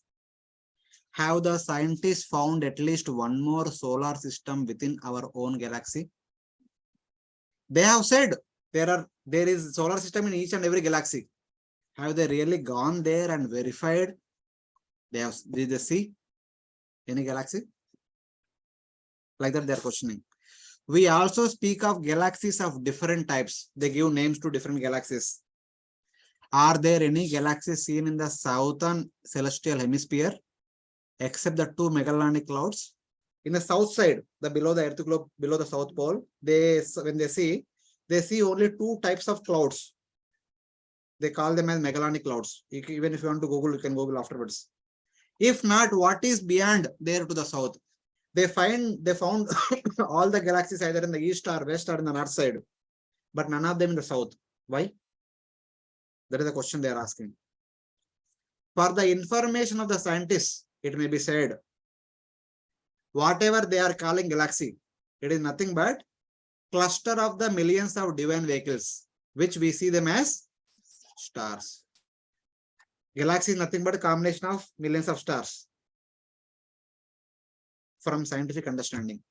From Vedic understanding, The stars are nothing but the divine vehicles. Wait. Star-like planets, which are the abodes of Yakshas, Guhyakas, and other Gandharvas, Kinnaras, Kimpurushas, Bhuta, Preta, Pishashas, they are all having the stars at their residences. So That now, is visible to us. huh? That we how see. come That is visible to us. Forget about the question. First, let us discuss what is there, what they are. How come that is visible? What is visible to us also as a different thing. Now, first of all, let us understand what is star.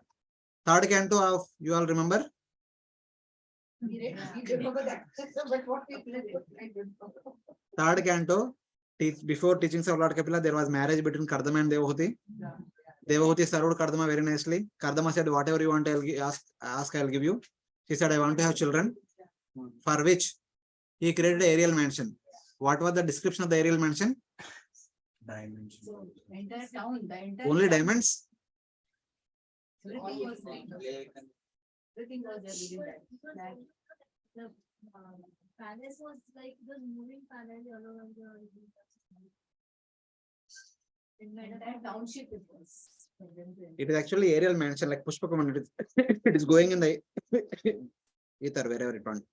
It has beautiful mountains, beautiful waterfalls, beautiful gardens, beautiful lakes, big palaces, all the opulences one can think of. And there are thousands of ladies who are serving Devahuti. So like every star is like that. Whatever stars we have in the outer space, every star is like that. Vayu Purana says that the dimension of the star varies from half yojana to 100 yojanas. Half yojana is 6.5 kilometers. That is the diameter of the particular star. So now, here also, people in cities, they have lands outskirts of the city, big farm. They have a farmhouse. They have so many. Sorry.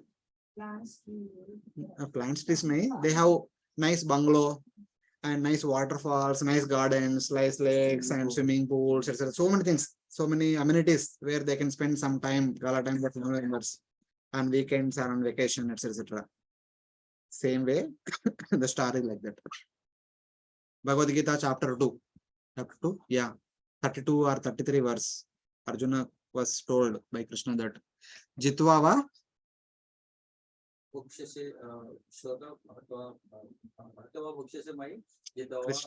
Krishna. Naya shloka banare. Anybody remember?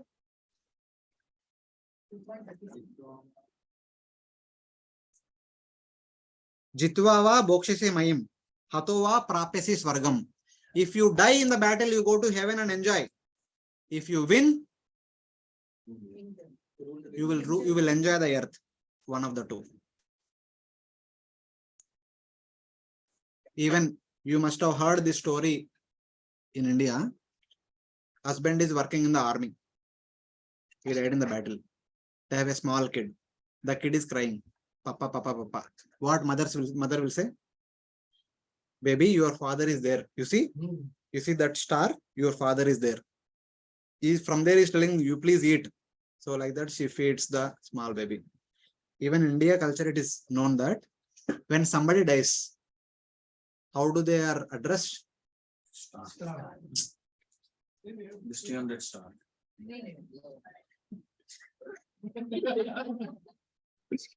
Swargavas ho gaya.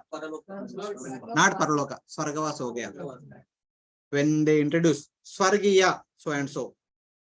Kirti Sheshlu, so and so. Swargavas ho gaya, Kirti Shesh ho gaya. Basically, in India, traditionally, when somebody dies, they assume that they have gone to Swarga. Even if they have gone or not gone.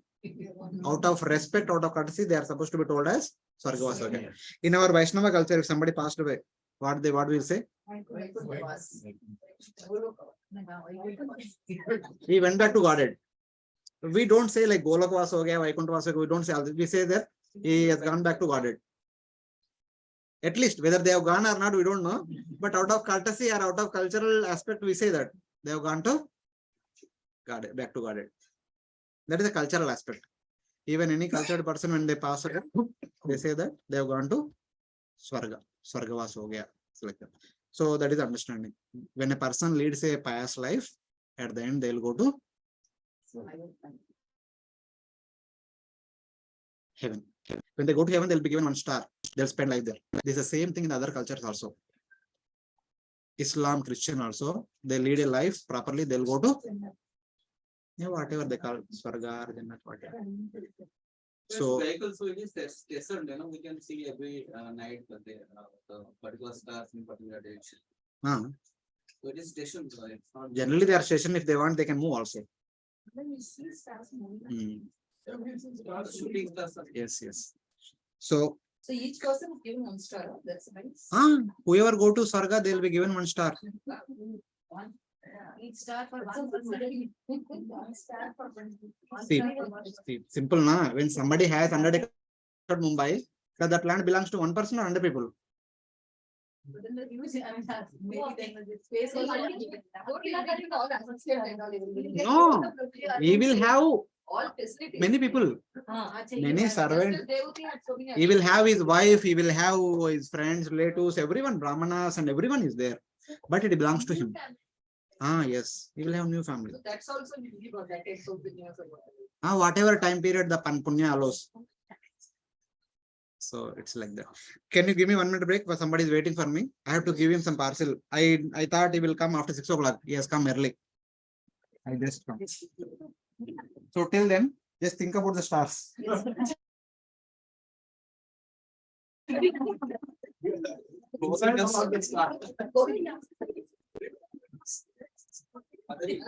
Yatra to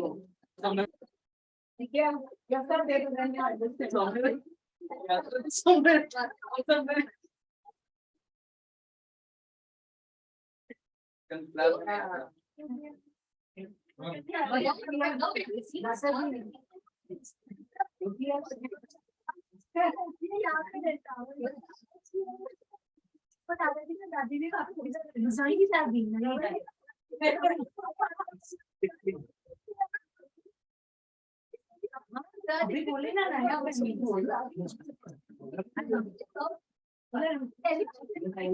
सजा हो गई इधर भी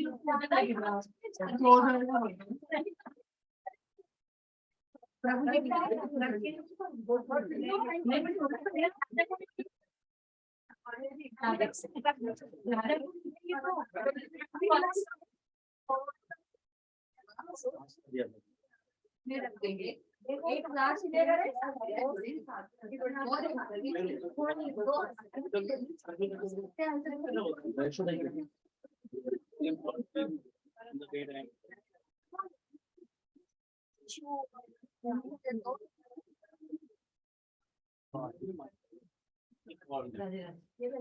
प्रभु जी के लिए थोड़ा रखो फिर नहीं गया नहीं है हमारा हो गया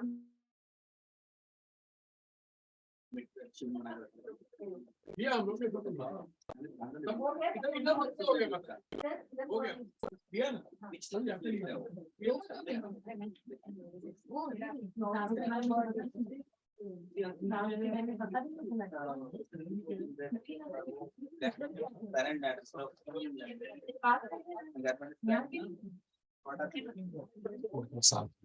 इतना बोला वो स्टार्स के लिए तो माता जी के लिए केक लगाया मतलब इतना अच्छा है उधर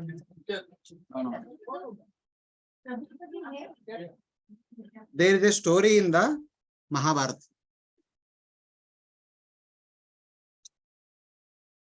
You remember when Arjuna goes to Kailash to please Lord Shiva? He pleases Lord Shiva, and then Lord Shiva tells him that you please go to Swarga. Anyway, you got Pashupatasura, but you need to get some more heavenly weapons. So you go there and learn from them. So then the 4 devatas, Indra, Chandra, Varuna, Vayu appears and tells him to come to Swarga. Then immediately Indra sends Matali along with his own chariot. So Arjuna boards on the chariot of Indra. Matali is driving. On the way, there is a wonderful discussion between Arjuna and Matali that comes in the Mahabharata. Vanaparva, chapter 42, text number 30 to 38. So wherein what happening?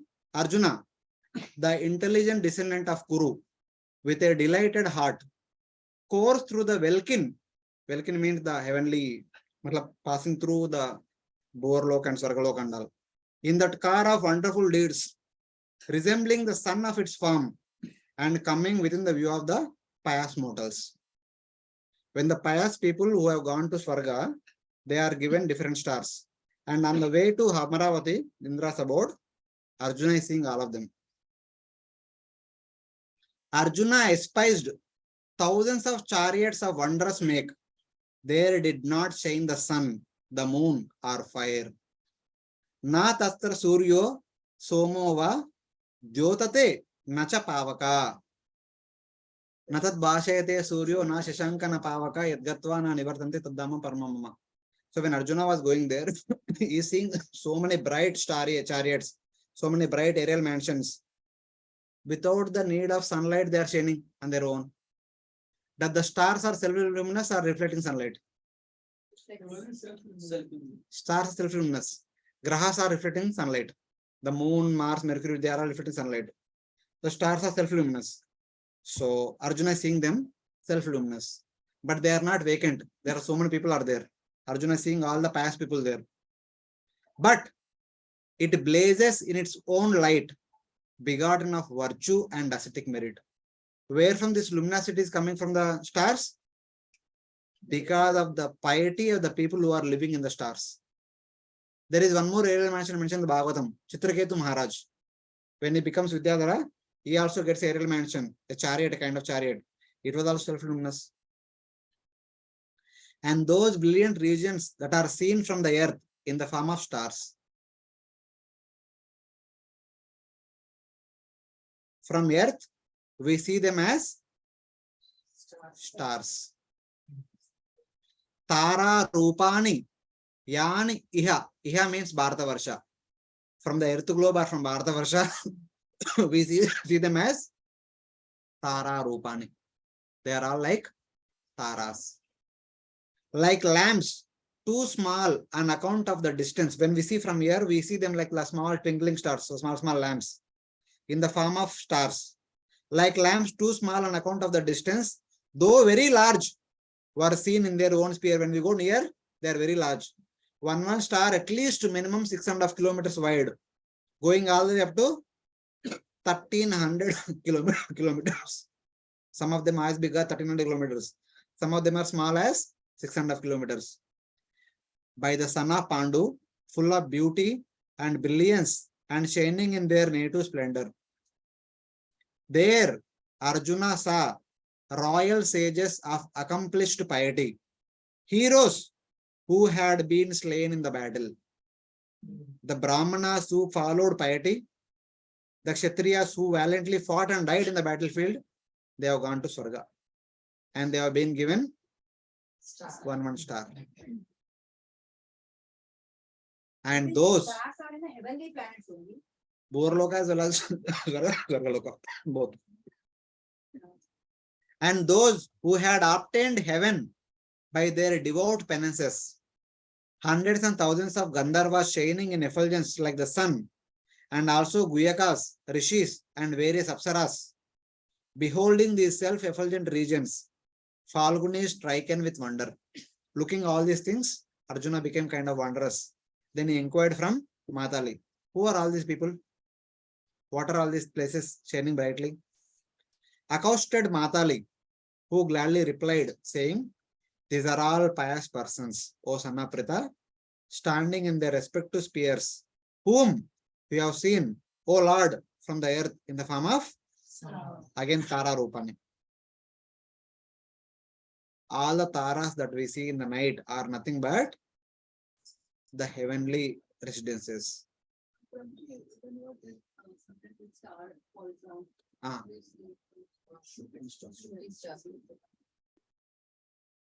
Sometimes they have competition among themselves. In the school, students have competition during 15th August or 26th January. Like long jump, high jump, running, this, that. So they must be having some competition among themselves. Maybe traveling. Yeah. something like that. So what is So it actually? not that it's falling down. No, it is not falling down. What is Just Ulka Prabhu? Ulka means- I also don't know. Ulka something. Meteors. So what the exactly, what is that, what is we saw that, a soldier died in a battlefield. So what is other type of piety that one needed to have such, any type of, any special type of sacrifice? Like, Those who follow Sakama Karma or Nishkama Karma, they are promoted to Swarga. The Brahmanas who follow austere life, the Kshatriyas who lead a dharmic life and died in the battlefield, and the Vaishyas who gave a lot of charities, the Shudras who served according to their. You have to do it for several births and several lifetime you have to do, then you get this. Not necessary, one lifetime full अच्छे से करेगा तो हो जाएगा. हो जाएगा.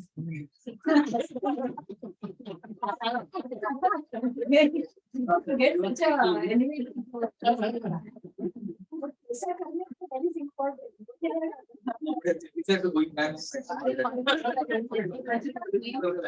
Falguni Arjuna's name. See, simple. I don't know how far it is applicable in Maharashtra, but in Andhra Pradesh, the both former Andhra Pradesh and new Telangana combined Andhra Pradesh, the goal of the parents is to see their sons are going to America. Why? Huh? Money. But that's all. Money only, nothing else. Money means more enjoyment. That's all. More money, more luxury, more enjoyment. That's all. The calculations from the time of birth only, this only. In the past, the people are aspiring to go to Swarga so that they will have more opulence and more wealth. Currently, they are aspiring to go to America because there is more wealth and more salary. That's all. Simple. That time they were working hard to perform so many rituals to go to Swarga so that they can have better kind of enjoyment. Now people are working hard to crack GATE, GRE, not GATE, GRE, TOEFL, etc. So that they'll go to US. They'll get good education, good job, good salary. That's all. And parents are also working hard so that they can send their child. बस उतना ही है. Same. They say they go to Swargavas, they go to heavenly planets. But when the person dies, when they perform the ritual, they pertain the Vaikuntha Samaradna, Vaikuntha, they will live. Only a certain section of Brahmanas do that Vaikuntha Samadhana. Not everyone does not do. 160 day for the elderly people who dies. We do Vaikuntha Samardana. Yeah, that is culturally that is there because maybe in that family, in that what you can say, All Brahmins do. all Brahmanas don't do Vaikuntha Samaradhana. No, we don't do. Maybe the Vaishnavas may be doing. Not we. certain section of Brahmanas who are coming from Madhva line or Vaishnava. One who died at the old. But then we do Vaishnava 16th day. Maybe in your community of Brahmanas they may do, but not in every community of Brahmanas they don't do. If not also, some communities, We are Vaishya, we are Zamindars. still that culture is there. Wherever the culture is coming down, generation of generation, they do. All cultures they don't do. Generally, where other people, the common people, when they do the 13th day ceremony, they always say that we are sending him to Swarga only. Swarga is the popular understanding is to Swarga. Only the minority will who know the concept of Vaikuntha, they do that Vaikuntha Samadhana. And that too, they have lived a life of with a desire to go to Swarga, then they do. It's like that. Ultimately, one has to go to one destination. No? So for devotees, it is Vaikuntha, for others, Swarga or somewhere here and there. So for some Pitruloka, it's like that. Actually, it is the karma that decides. It's not the rituals. Rituals is just a. No, ritual also has a major role to play, but their lifestyle, their entire practices, sadhana plays major role. So if somebody by good fortune have gone to Pitruloka, offering Shraddha, we are extending their tenure for 1 more year. Offering every yearly Shraddha, we are allowing them to stay for 1 more year extra in the Pitruloka or heaven, wherever they are. Same thing, now when somebody goes to US, they get 2-year visa. They come and do the renewal again, they go for 2 more years. Again, they come and do renewal again, for renewal, offering Shraddha like the renewal. So it's like that.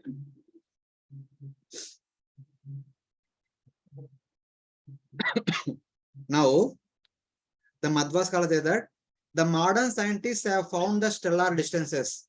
They have observed so many stars, and they say that the closest star to our sun is the Alpha star, which is at a distance of 4.22 light years. Now, the light year means The sunlight takes 8 minutes to start from sun to earth.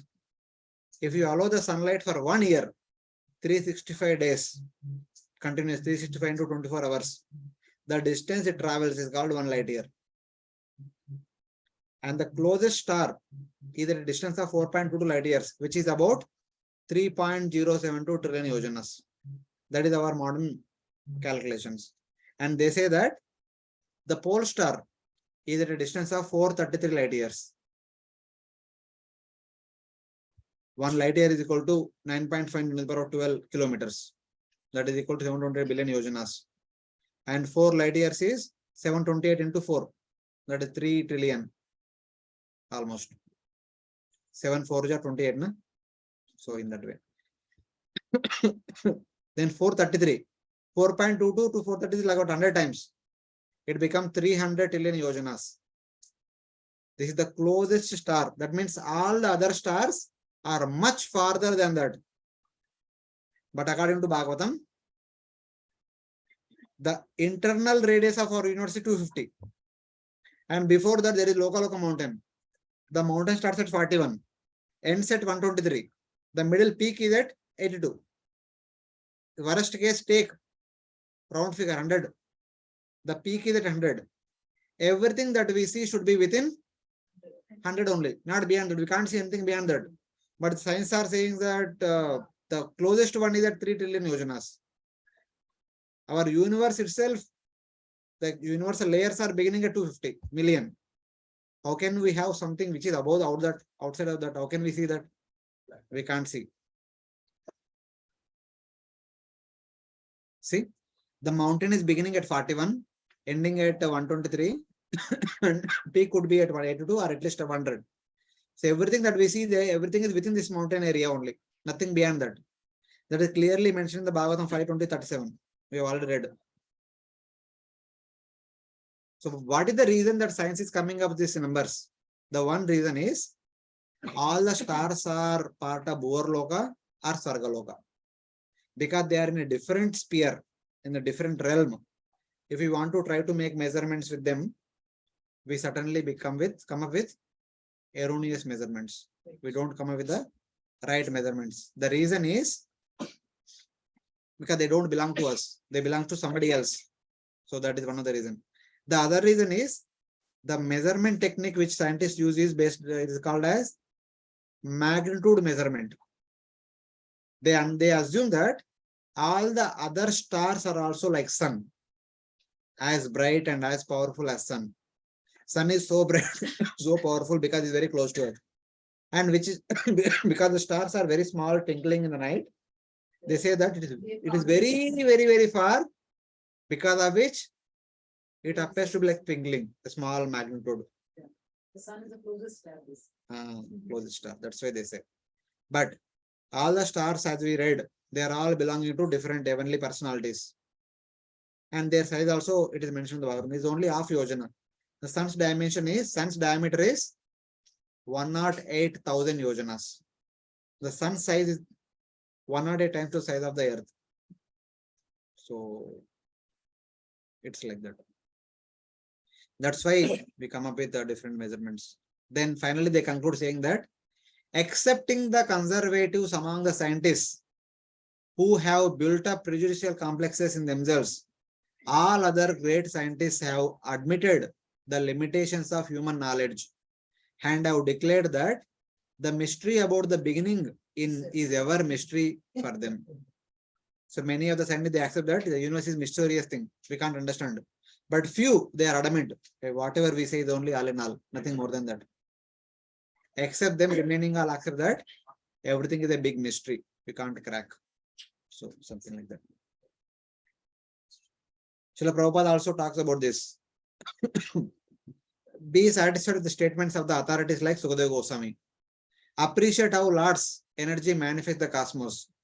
Our experimental knowledge can neither verify nor disprove the statements of Srimad Bhagavatam.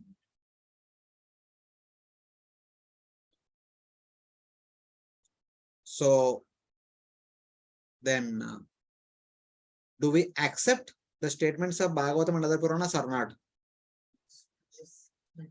Yes. We have to accept.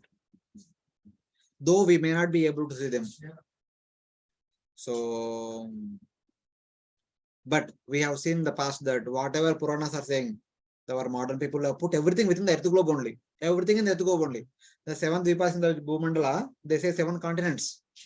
Even today also, when Sankalpa Mantra read in America, they say Plakshadvipa. We say Jambhudvipa, na? They say Plakshadvipa. Ah, America, they say Plakshadvipa. Sad.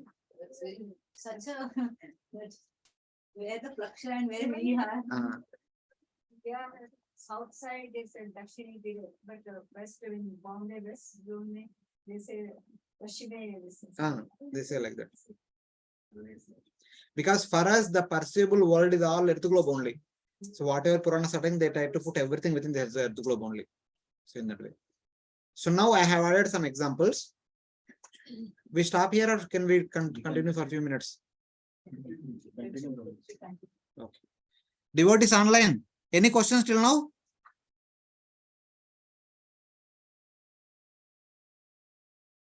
You are able to follow or everything bouncer?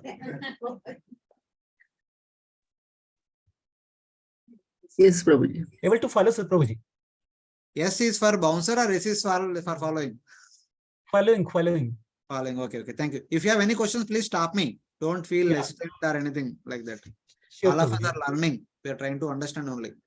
Sure, Prabhuji. So, from Bhagavatam and other Puranas, I have quoted some examples now. So we have faith on the past times. When past time is true, the places current to the past times also have truth to it. So now we will see some past time in relation to places where all different connection to different places came. Bhagavatam only, first canto, Parikshit Maharaj. Bhadrashram Ketumalam cha Bharatam Chotar Kurum Kimpurushadini Varshani Vijitya Jagrihe Balim. Currently today 15 chapters going on. Na? Couple of days later we have 16th chapter. Yudhishthira Maharaj made Parikshit Maharaj the next king. As soon as he became king, he traveled all over Jambhudvipa. He was actually ruling over the entire Jambhudvipa. He traveled to Bhadrashva here, Ketumala, Bharata, all over Bharata and Uttarakuru. Parikshit Maharaj could travel to all over Jambhudvipa. He is the ruler of entire Jambhudvipa. He was the ruler of entire Jambhudvipa. Even before him, the Pandavas were also ruling over the entire Jambhudvipa. Jambudvipaadipatyam cha. Yudhishthira Maharaj was the ruler of entire Jambhudvipa. If Parikshit Maharaj was the ruler, Yudhishthira Maharaj was the ruler before him, they must have been the rulers of entire Jambhudvipa. But they were in the human form, right? As pertaining to this Bharatakhanda. They had that. Yes. But they could go to all the places, they could rule over all the places. So now I'll tell you some pastimes. When Pandu Maharaj was cursed that if you come close to your wife, you will die, he did not go to Hastinapur. He sent a message to Dhritarashtra saying that you please rule. I made a mistake, I cannot come back. So he went to the greater Himalayas. He was in the greater Himalayas at a mountain known as Shatashrunga Parvata. There only eventually, this was the mistake he did. He was cursed to die if he come close to his wives. So he was living in the greater Himalayas at a place known as Shatashrunga Parvata. At one time, all the sages were going to the Mount Meru because Indra called for a meeting. All the Devatas came and all the Brahmanas are also called for. So all the great Rishis were going to Mount Meru. Pandu, Madri, Kunti also wanted to go along with the Rishis to the Meru, where they wanted to have darshan of Indra and other Devatas headed by Brahma and all. But they said you can't come. And there was so much tagafar happening. You can't come because you can't walk all these things. Pandu said, no, we'll come. But then they said that you have not fulfilled your runa for your forefathers. You are not begotten children, so you cannot come. Then Pandu was feeling very sad. Then Kunti revealed the blessing she received from Durvasa, not Surita. Durvasa. Then by the request of Pandu Maharaj, they had children. Day after day, the children are becoming bigger. 14 years passed. That was Falguna, on the full moon day. It was Arjuna's birth tithi. In the morning hours, they celebrated Pandu's birthday. Arjuna born same time when Chaitanya Mahaprabhu appeared. The birth time is same. Chaitanya Mahaprabhu born on the Palguna month and the Purnima day evening when moon is rising, sun is setting. Arjuna also born at the same time in the evening when moon is rising and sun is setting. Same time. On the same day in the morning, they celebrated his birthday, and Pandu and Madri went to a garden to fetch flowers. Then they wanted to come together, they died. Pandu died. Kunti entered Sati. Madri entered Sati. All the sages brought Kunti to Hastinapur with all the 5 Pandavas. They were grown up. They were sent to Gurukul. Already 14 years passed. Then they were sent to Gurukul of Dronacharya. They studied nicely. They came back. The martial exhibition happened. Yudhishthira Maharaj became Yuvraj. Duryodhana became envious of that. They were Pandavas sent to Lakshagraha to burn them alive. They escaped. They went here and there. They eventually got married to Draupadi. They came back. Now they were given half the kingdom, known as Kandavaprastha. They went there. They made it into Indraprastha. They wanted to perform Rajasuya Yajna. During that Rajasuya Yajna, the 4 Pandavas went in 4 directions. Bhima went in the eastern direction. Nakula went into western direction. Sadeva went to southern direction. Arjuna went into northern direction. So Arjuna traveled all the different places, fought with Bhagadatta. He eventually came to the bigger Himalayas. Then he went to all the way up to Harivarsha. In Harivarsha, all the rulers of other places, they came to Arjuna. They asked, why Arjuna, why are you coming to all these places, which are not meant for you generally? Then Arjuna said, my brother want to perform Raj sacrifice. I want all of your acceptance. They said, okay, we will accept you.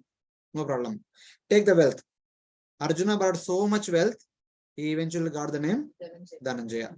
So Arjuna could go all the way up to Harivarsha, and everyone accepted Yudhishthira Maharaj's sovereignty. So we are all subservient of Yudhishthira. He is our king. No problem. They performed Raj sacrifice. Everything is over. After the sacrifice, there was gambling match. Pandavas were sent to exile. During the exile, Vyasdev came and told Yudhishthira, you send Arjuna to Himalayas so that he can please Lord Shiva gets Pashupata, which is required for the battle, which is going to come. So Arjuna went and performed tapasya like Dhruva Maharaj, 6 months, exactly 6 months. First month, once in 3 days, eating something. Next month, once in 6 days, eating berries. Third month, once in 9 days, eating only dry leaves. Fourth month, once in 12 days or something like that, eating only some water, drinking some water, something like that. Same as Prahlad Maharaj, Dhruva Maharaj. 6 months later, there was a battle between Arjuna and Lord Shiva. Lord Shiva was pleased with Arjuna, gave Pashpatasra, then he requested Arjuna to go to heaven. Arjuna went to heaven. Arjuna stayed there for 5 days. But that is 5 years in the earth. So when Arjuna went there, Arjuna requested Indra to do something so that his brothers can acquire good merit. So Indra sent Lomas Rishi to Yudhishthira Maharaj. My dear Yudhishthira, come with me. I'll take you across greater Himalayas so that you can meet Arjuna when he comes back very easily, quickly. And I'll also take you across so many holy places so that you can acquire merit to get the kingdom. That time they visited Badrikashram. They met Vyasadev. They spent some time. And they went to different places. At one point of time, they were staying at one place. One flower came from the top. Draupadi caught it. Draupadi requested Bhima to get more flowers. So Bhima went up the direction from which the flower came. On the path, he saw an old monkey lying on the pathway. When Bhima came, Bhima shouted, "You monkey, get out of my way. When I am coming, I am Kshatriya. How can you lie down on the way?" Then monkey said, "I cannot get out. I am old. Please step over me and go." Then Bhima said, you foolish person, you can't understand that we cannot step over somebody because Paramatma is there in the heart. How can we step over someone? Please get away from the path. And the monkey said, "I am old. Please lift me aside. You only do it." Then Bhima tried to lift, but Bhima could not. Eventually he realized this monkey is not an ordinary person. Bhima begged forgiveness and prayed, "Please reveal your form." Then Hanumanji revealed his form And Hanumanji directed him, telling that, my dear Bhima, here ends the territory of the human beings. From here start the territory of the Kim Purushas. Because this side is Bharatavarsa, that side is Kim Purusha Varsha. Kim Purusha Varsha meant for the monkeys, Kim Purushas. So here it ends, you go that side so that you will find the garden, the lake where you can get the lotus flowers. So Bhima went to that lake, he plucked so many lotus flowers, he was swimming in the lake and drinking the water, etc. etc. That lake belongs to Kuvera. That garden also belongs to Kuvera, lake belongs to Kuvera. The Yakshas came to stop Bhima and Bhima started fighting with them. Bhima started killing them. They were producing a lot of shouts. Yudhishthir heard those shouts. He immediately came up. In the meantime, Kuvera also came there hearing those sounds. And Yudhishthira begged forgiveness from Kuvera and Kuvera invited the Pandavas to stay in their city. They stayed there for some time. Then Arjuna came down and so many things happened, etc. And they came down, Kurukshetra battle over. Pandavas ruled for 35 years. Krishna departed. Pandavas understood. So enough. The Pandavas again going to upper Himalayas. So while they were walking, one by one falling down. Draupadi, Nakula, Sahadeva, Arjuna, Bhima. The only remained is Yudhishthira and the dog. Indra comes and tests. You come, but not the dog. Yudhishthira says, no, I cannot come. If the dog is not coming, I am not coming. The dog was Dharmaraj. So all these pastimes happened in the upper Himalayas. Their birth, the Arjuna performing Siva Rashtra is fighting with Lord Shiva next to the Kailash. I said na Kailash, Lord Shiva stayed. That is next to Kailash only it happened. So then all these pastimes happened in the greater Himalayas.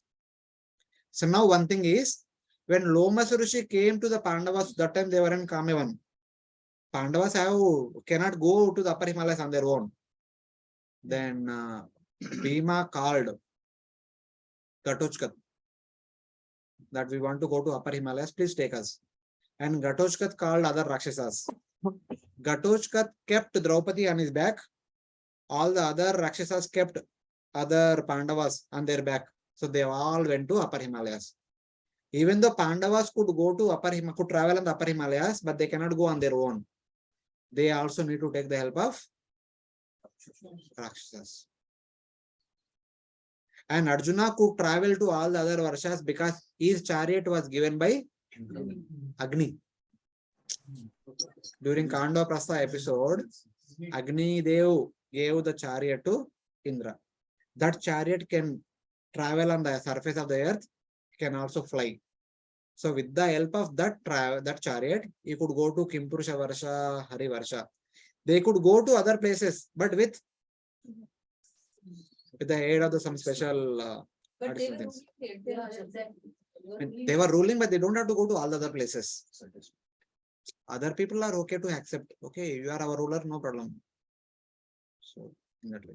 Even today also, Narendra Modi is ruling over entire India, but he does not travel to every place in India. So like that. So the Rakshasas stayed in those places also. Or Kimpurusha was everywhere Rakshasas were. Some places they are there. Not everywhere, but some places they also have some places dedicated for them. that the Bilaswarga, everything belonged to them, the Rakshasas type. No, Bilaswarga belongs to Asuras, primarily for Asuras, not for the What is the Rakshasas. difference between Danav and Rakshasas and Asuras? Is there any difference? Rakshasas. Asuras have two subcategories, Daityas and Danavas. Daityas are the children of the Diti. Danavas are the children of Danu. Both Diti and Danu are the wives of Kashyapa. So they are called Asuras. Rakshasas are children of some other wife of the Kashyapa, and they are entirely different. Rakshasas are those people who come in Ramayana. Asuras are those people who come in the Puranas. Hiranyaksha, Hiranyakashipu, and all Bali Maharaj, Prahlad, they are all Asura category. Ravana, Kumbhakarna, they are all from Rakshasa category. The difference is Rakshasas are the flesh eaters. Asuras are not flesh eaters, especially the human flesh. So that is the distinction. Asuras are as beautiful as the Devatas. Rakshasas are ugly to look at. They are fearful to look at. Ramayana, if you read, na, all the bodily features are here, there, ulta palta, sab kuch rehta hai. So then, some of the references from Bhagavatam, 4:6:23. when Veerabhadra comes and dismantle the entire Daksha Yajna, all the Devatas and Brahmanas were injured. They go to Brahma. They beg forgiveness. And Brahma takes them to Kailash. On the way, at the foot of Kailash, the Devatas saw Alakapuri and Saugandhika forest. And Saugandhika forest is the same forest from which Bhima took the flowers. Alakapuri, the abode of Kuvera, where the Pandavas stayed after that entire episode for some time. Then, when Uttama was killed by one of the Yaksha, in order to take revenge, Dhruva went to the valley of the Himalayas, where he wanted to fight with the Yakshas, because Yakshas were staying in the Alakapuri. He went to Alakapuri to fight with the Yakshas. He fought also. After ruling over the entire Bhumandala for 36,000 years, for 100 celestial years, Dhruva Maharaj ruled. Then Dhruva Maharaj went to Badrikashram in the upper Himalayas. That is where the aeroplane came and took him to Dhruvaloka, abode of Lord Vishnu. So all these pastimes happened in the upper Himalayas. Whatever pastimes we talked about, the Pandavas' birth, Arjuna performing austerity to play Lord Shiva, and everything happened in the upper Himalayas. That Badrikashram Is also in the upper Himalayas. The main Badrikashram is in the upper Himalaya. That is where Vyasdev stays. Narana and Rishi are performing austerities, but their deities are there in our Himalayas. Whatever is there in the upper Himalayas, their replica is there in our Himalayas. So that Managaon is also replica. Ah, yes. Swarga Road. Yes. Everything is a replica. Actually, it happened in the main Himalayas. That is also a replica. Narana and Rishi are actually performing in the upper Himalayas. Their deities are there in our place, Lord Badrinath. Vyasadev is actually there in the upper Himalayas. The Vyasa Gufa is there in our Himalayas. Actually, Lord Shiva is staying in the upper Himalayas. The Kailash, Manasarovar, Lord Shiva's deity is there in our Himalayas. Our Himalayas are a replica of the upper Himalayas. Everything is there is here in a replica form. The Vrindavan is there in Uttar Pradesh. Its replica is in Govardhan village. So it's like that. Prabhuji, then Badrinath is not considered as upper Himalayas, no? No. Badrinath is So it only is a we have the replica. deity. It is a replica of the original Badrinath in the upper Himalayas. Now this Arjuna, they had a fight, Shiva and Arjuna. He came in the form of a bull. So that is what this head was this Nepal and Pashupatinath, and that portion is in Kedar. They say, no, what is it? That is also a replica. Replica. only. Actual fight took place in the upper Himalayas. So this is replica. This is only a replica. Why the replica is given that? Because we can't go there. At least go here. We can't go every now and then to go Vrindavan. We can go to GV every weekend. Kedar, Pashupatinath, they had Jyotirlinga, they say. Ah. So that replica is called the Jyotirlinga. Yes. It has the same potential. Same potency. Same. This Vrindavan is the same. Same potency. Matlab, it also has some potency. If not same, but some potency it will have. So it's like that. All these places are there, but here we have a replica of that. Same way, Lanka is outside Jambhudvipa, but Sri Lanka is a replica of Lanka. Whatever pastimes happened in the main Lanka, we have a replica of those places in the Sri Lanka. They say that this is Ashoka Vatika, this is Lanka Bhavan, Ravana Bhavan, the Golden Bhavan, etc. etc. All these things are there. So it is there. Yeah, that Setu passing through Lanka and Sri Lanka, it is going to Lanka. So in that way. Yes. So what about the stones which they find written Ram and all that stuff, and still it is floating? Because it's starting from Rameshwaram, na Prabhuji. Rameshwaram chalu ho raha hai, aage because the distance between Rameshwaram to Lanka is about 100 yojanas, 1300 kilometers. And even today, Lanka is inhabited by Rakshasas. Lanka is ruled by Vibhishan. Vibhishan is still living there. Vibhishan is Chiranjeeva. He will stay there till the end of the day of Brahma. So it cannot be Sri Lanka. Sri Lanka is part of Bharatakhanda only. The humans are only staying there. So in that.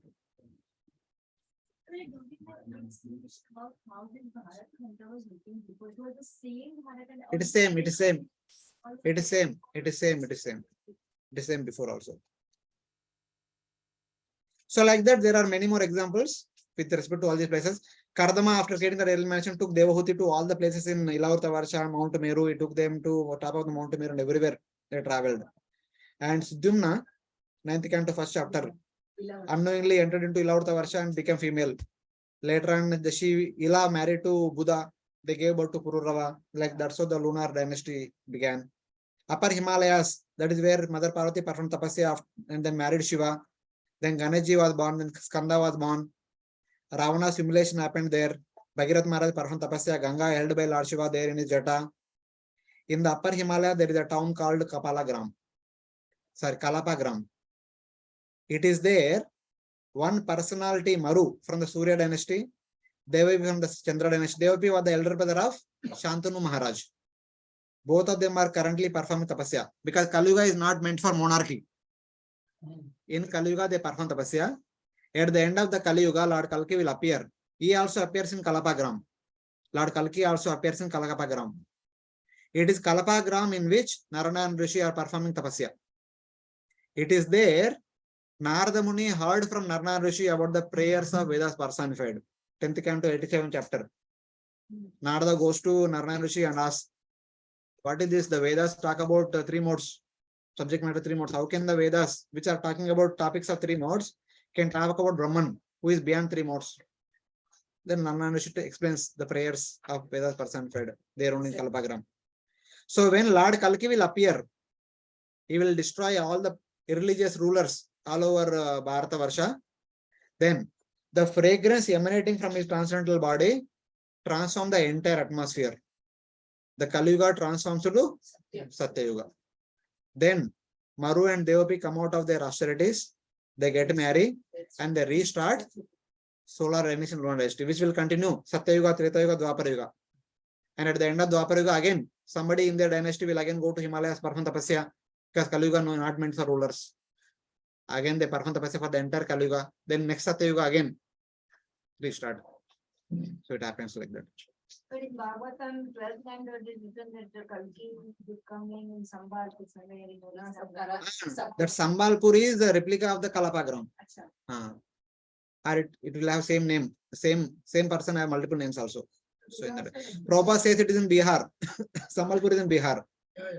Even if you go to that Bihar also, they will say, Yahan pe Kalki will appear. That could be like a replica of that. What to speak of that? Daksha performed Daksha Yajna in the upper Himalayas. You have studied 4th canto. That was in the upper Himalayas. But if you go to Haridwar, nearby Harihar, there is a place known as Kankal. They say, यहाँ पे यज्ञ हुआ था, यहाँ पे sir काटा था, यहाँ पे सती burnt herself. This is the replica place.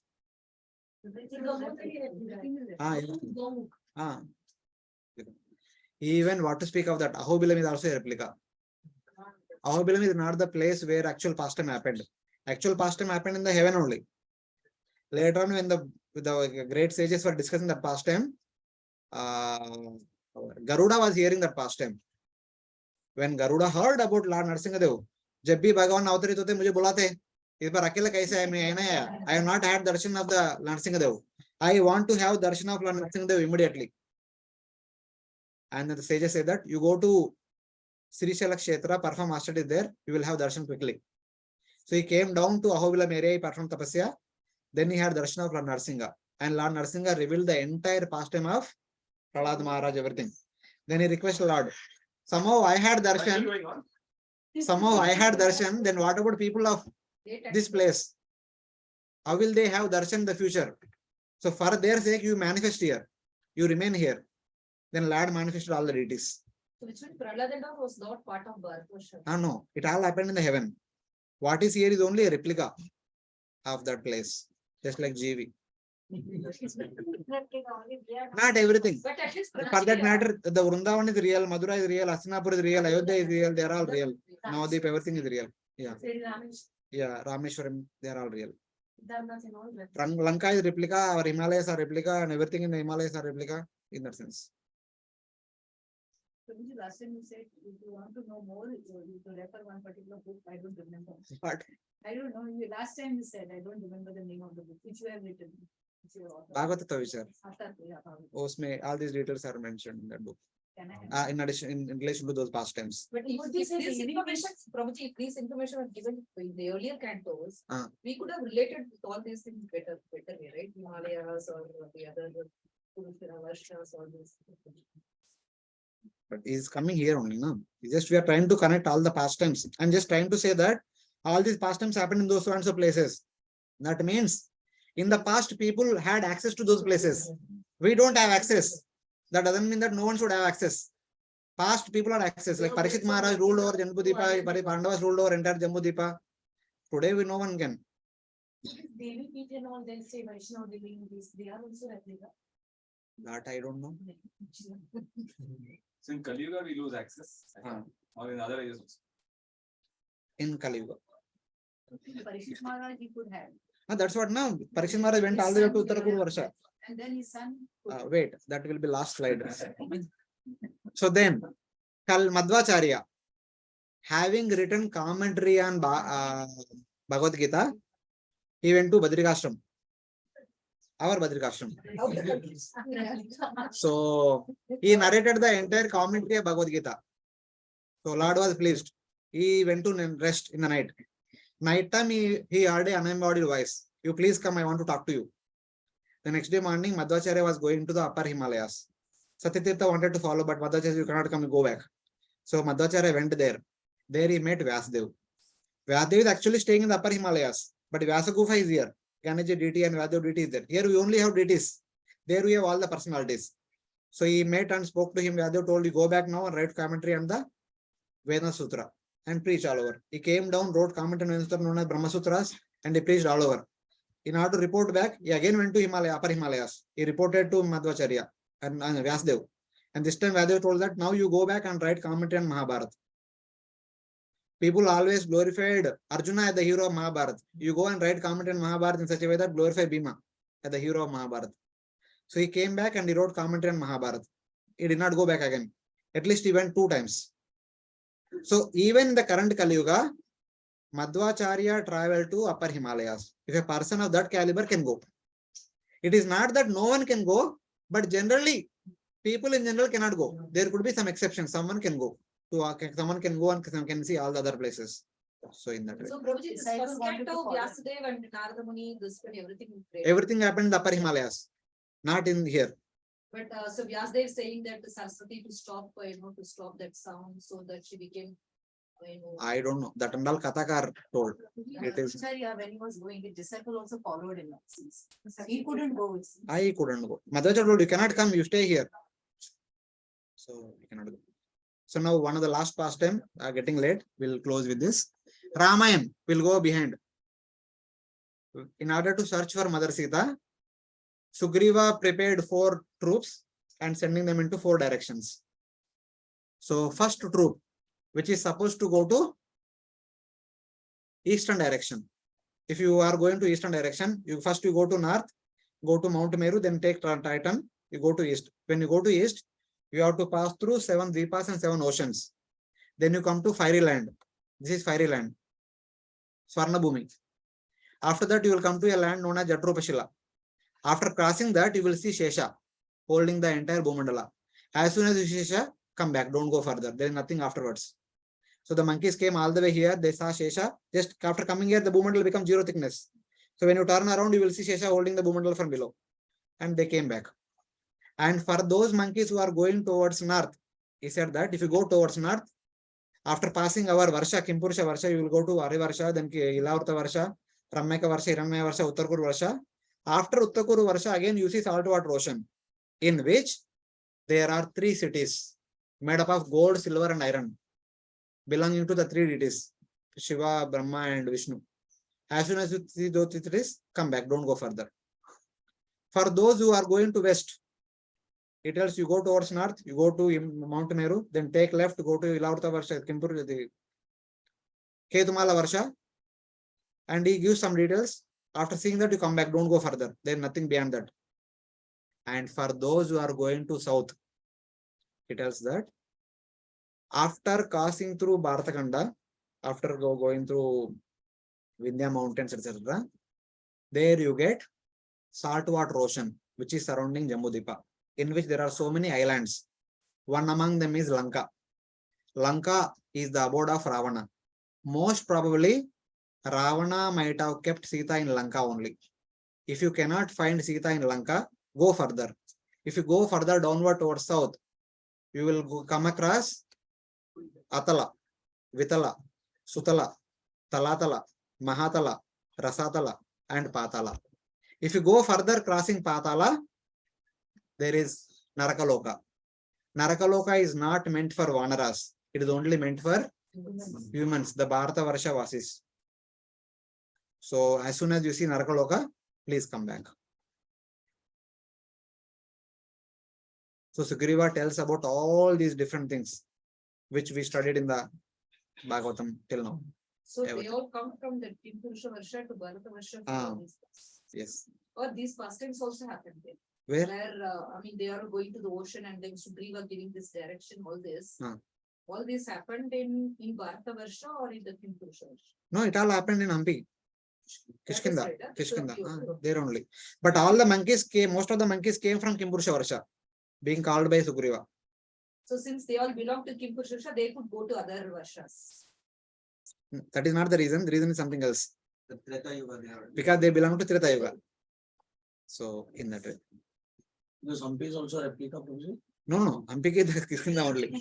Then Bharatavarsa.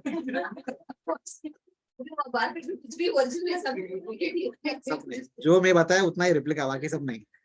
These are the different kings about whom we hear in the Bhagavatam.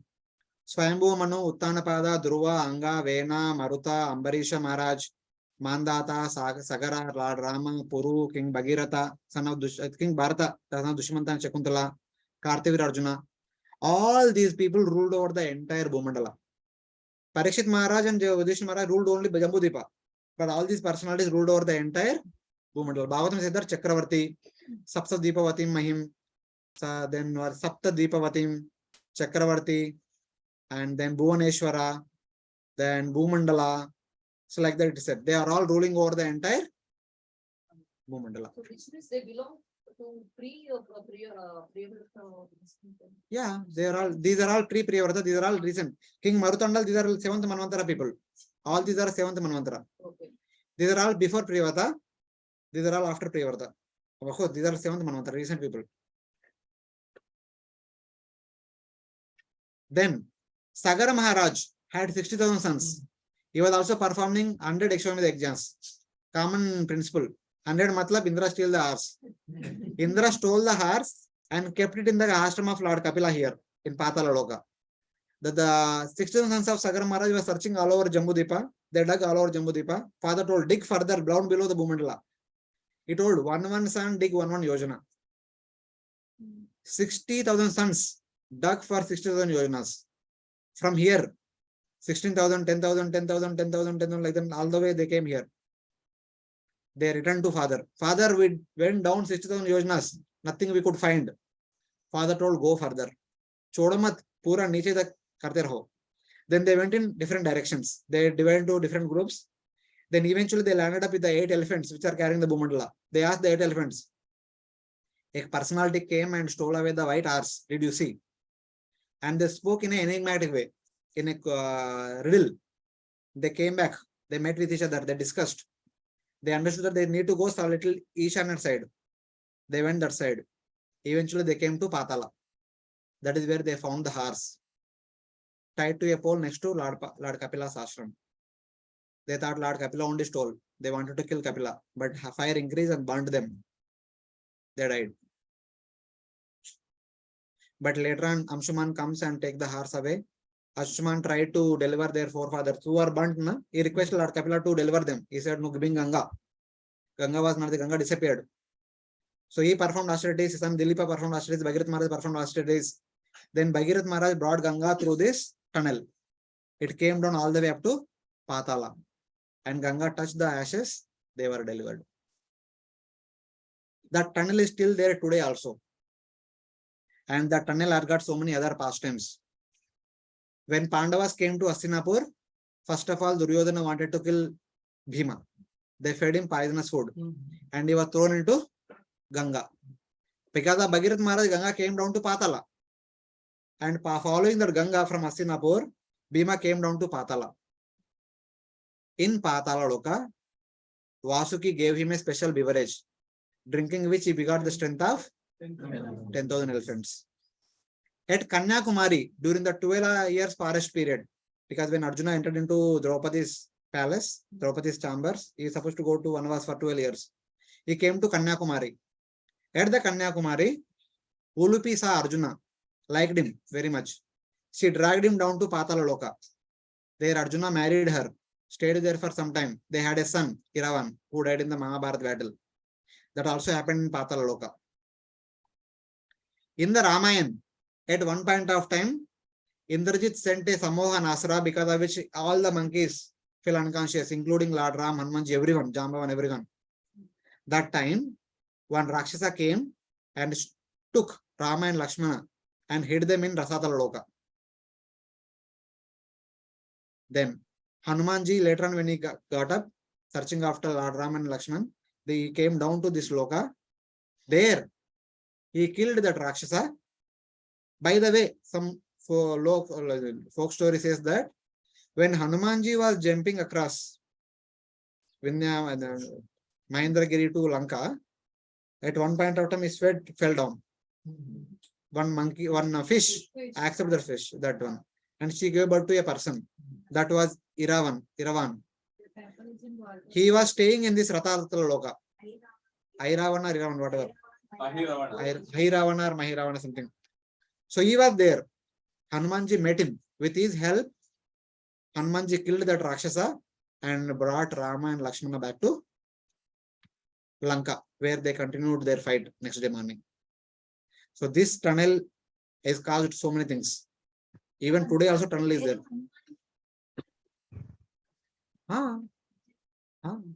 Sugriva told him, if you go further, you go all the way to Patala. After Patala, you come to Naraka Loka, then come back. So it's because of that, this one. Tunnel. Tunnel. Sagaras. So where is Lanka? Lanka. We are planning here. Okay, take it. Behind. No, not exactly there, but one picture. See, this is Jambhudvipa. Surrounding Jambhudvipa, there are many islands. So some islands which are here, somewhere here, that is Lanka, not Sri Lanka. Lanka is outside Jambhudvipa. It is in the saltwater ocean which is surrounding Jambhudvipa, in that place. And what about that first time Varunadev kidnapping Nanda Maharaj? That is also into the ocean. Through that Ganga only came down and then in the ocean, yes. But they did not go down below. That ocean is just surrounding Jambhudvipa, that ocean. Lanka, Sri Lanka is replica. Sri Lanka is replica. Lanka is the original abode. Yeah. So the Ramayana, the description comes. This tunnel is there, na? Because the lower seven planets are meant for Asuras. They keep coming up because of tunnel and causing so much disturbance in the Bhuloka. So the Brahmanas requested Indra, and at one point of time, Indra was cutting the mountain's wings, and one mountain came to the ocean and hid himself. That time Indra told that I will not cut your wings, but you do one help. You block the tunnel. What is this tunnel is there, na? You block it here. That mountain was blocking the tunnel since then. When Hanumanji was jumping across, the ocean god requested this Mainaka mountain. So you have been helped by Indra previously. So now help Hanumanji, who is working for the mission of the Devatas. You give him some place to rest. The mountain rised up, requested Hanumanji, stay for some time, take rest and then jump. Hanumanji said, I can't wait. He just barely touched and went ahead. That Mainaka mountain is blocking this tunnel today. So In the Indian Ocean. yeah, in the Indian Ocean. Not exactly Indian Ocean. It is outside. It is saltwater ocean surrounding Jambhudvipa. In that the tunnel is there, not in the Indian Ocean. So finally, the overall understanding is that the ability to access the bigger areas has gradually reduced. All the rulers who were ruling during Treta Yuga and Satya Yuga, they were ruling over the entire Bhumandala. Those stationed in Bharatavarsa, but they were ruling over the entire Bhumandala. In Dwapara Yuga, they could rule over only Jambhudvipa. In Kali Yuga, even further restricted. Maybe from Janamejaya onward, they might be ruling only Bharatavarsa. Later on only Bharatakhanda. Later on only some area. It's like that. Till the time of Alexander, we see that people are conquering all over the different places. Now, everything has become small. Every year we see one state becoming 2 states and one district becoming 2 districts, like everything is becoming smaller because the capacity is less. So from Satya to Kali, things are becoming less. Similarly, our sensual perception, ability to go to different places also became less. So we can't go to all other places because we are belonging to Kali Yuga. So that is the understanding. But we are able to see the planets, stars, everything because that is required to make Panchanga. Whatever we do in our day-to-day, they need to be governed by some reference that we make through with the help of the position of the planets being situated in a particular Rashi, Nakshatra, and planets, etc. We only see the light coming from them. We can't see what is there inside. Just like we discussed that, no? That Kardamamuni's aerial mansion, that is the description of the every planet, every graha, and every nakshatra and every star. That we can't see. What we see only some light coming out of them. So in that way. And that is required for us to plan our daily activities and so that we can go back to Godhead. That much only given to us. For that purpose it was given to us. Otherwise we are not supposed to see them also. I mean, if we get more access, we go and encroach their property. Unfortunately, we are so eager to do that. So in that way. So I'm sorry, kept you late. This is the conclusion. Purpose is to purification of our existence and going back to Godhead. That's why only we have limited access, not fully. Thank you. Hare Krishna. Grantara Srimad Bhagavatam ki jai. Prabhupada ki jai. Thank you very much for staying until now. All the devotees online. Hare Krishna. Thank you, Prabhuji. Thank you, Prabhuji. Thank you so much, Prabhu. So again, we'll resume from Bhagavatam next week. We'll continue from 21st chapter, discussing about sun, moon, and upper planetary systems, everything. So these are not there. Sure, Prabhuji. Whatever we discussed today is also from the external. Everything is there in that book. Bhugolavarnanam, the Bhagavad Cosmology book, everything is there. Everything is there. No, but not part of Bhagavad. Hmm.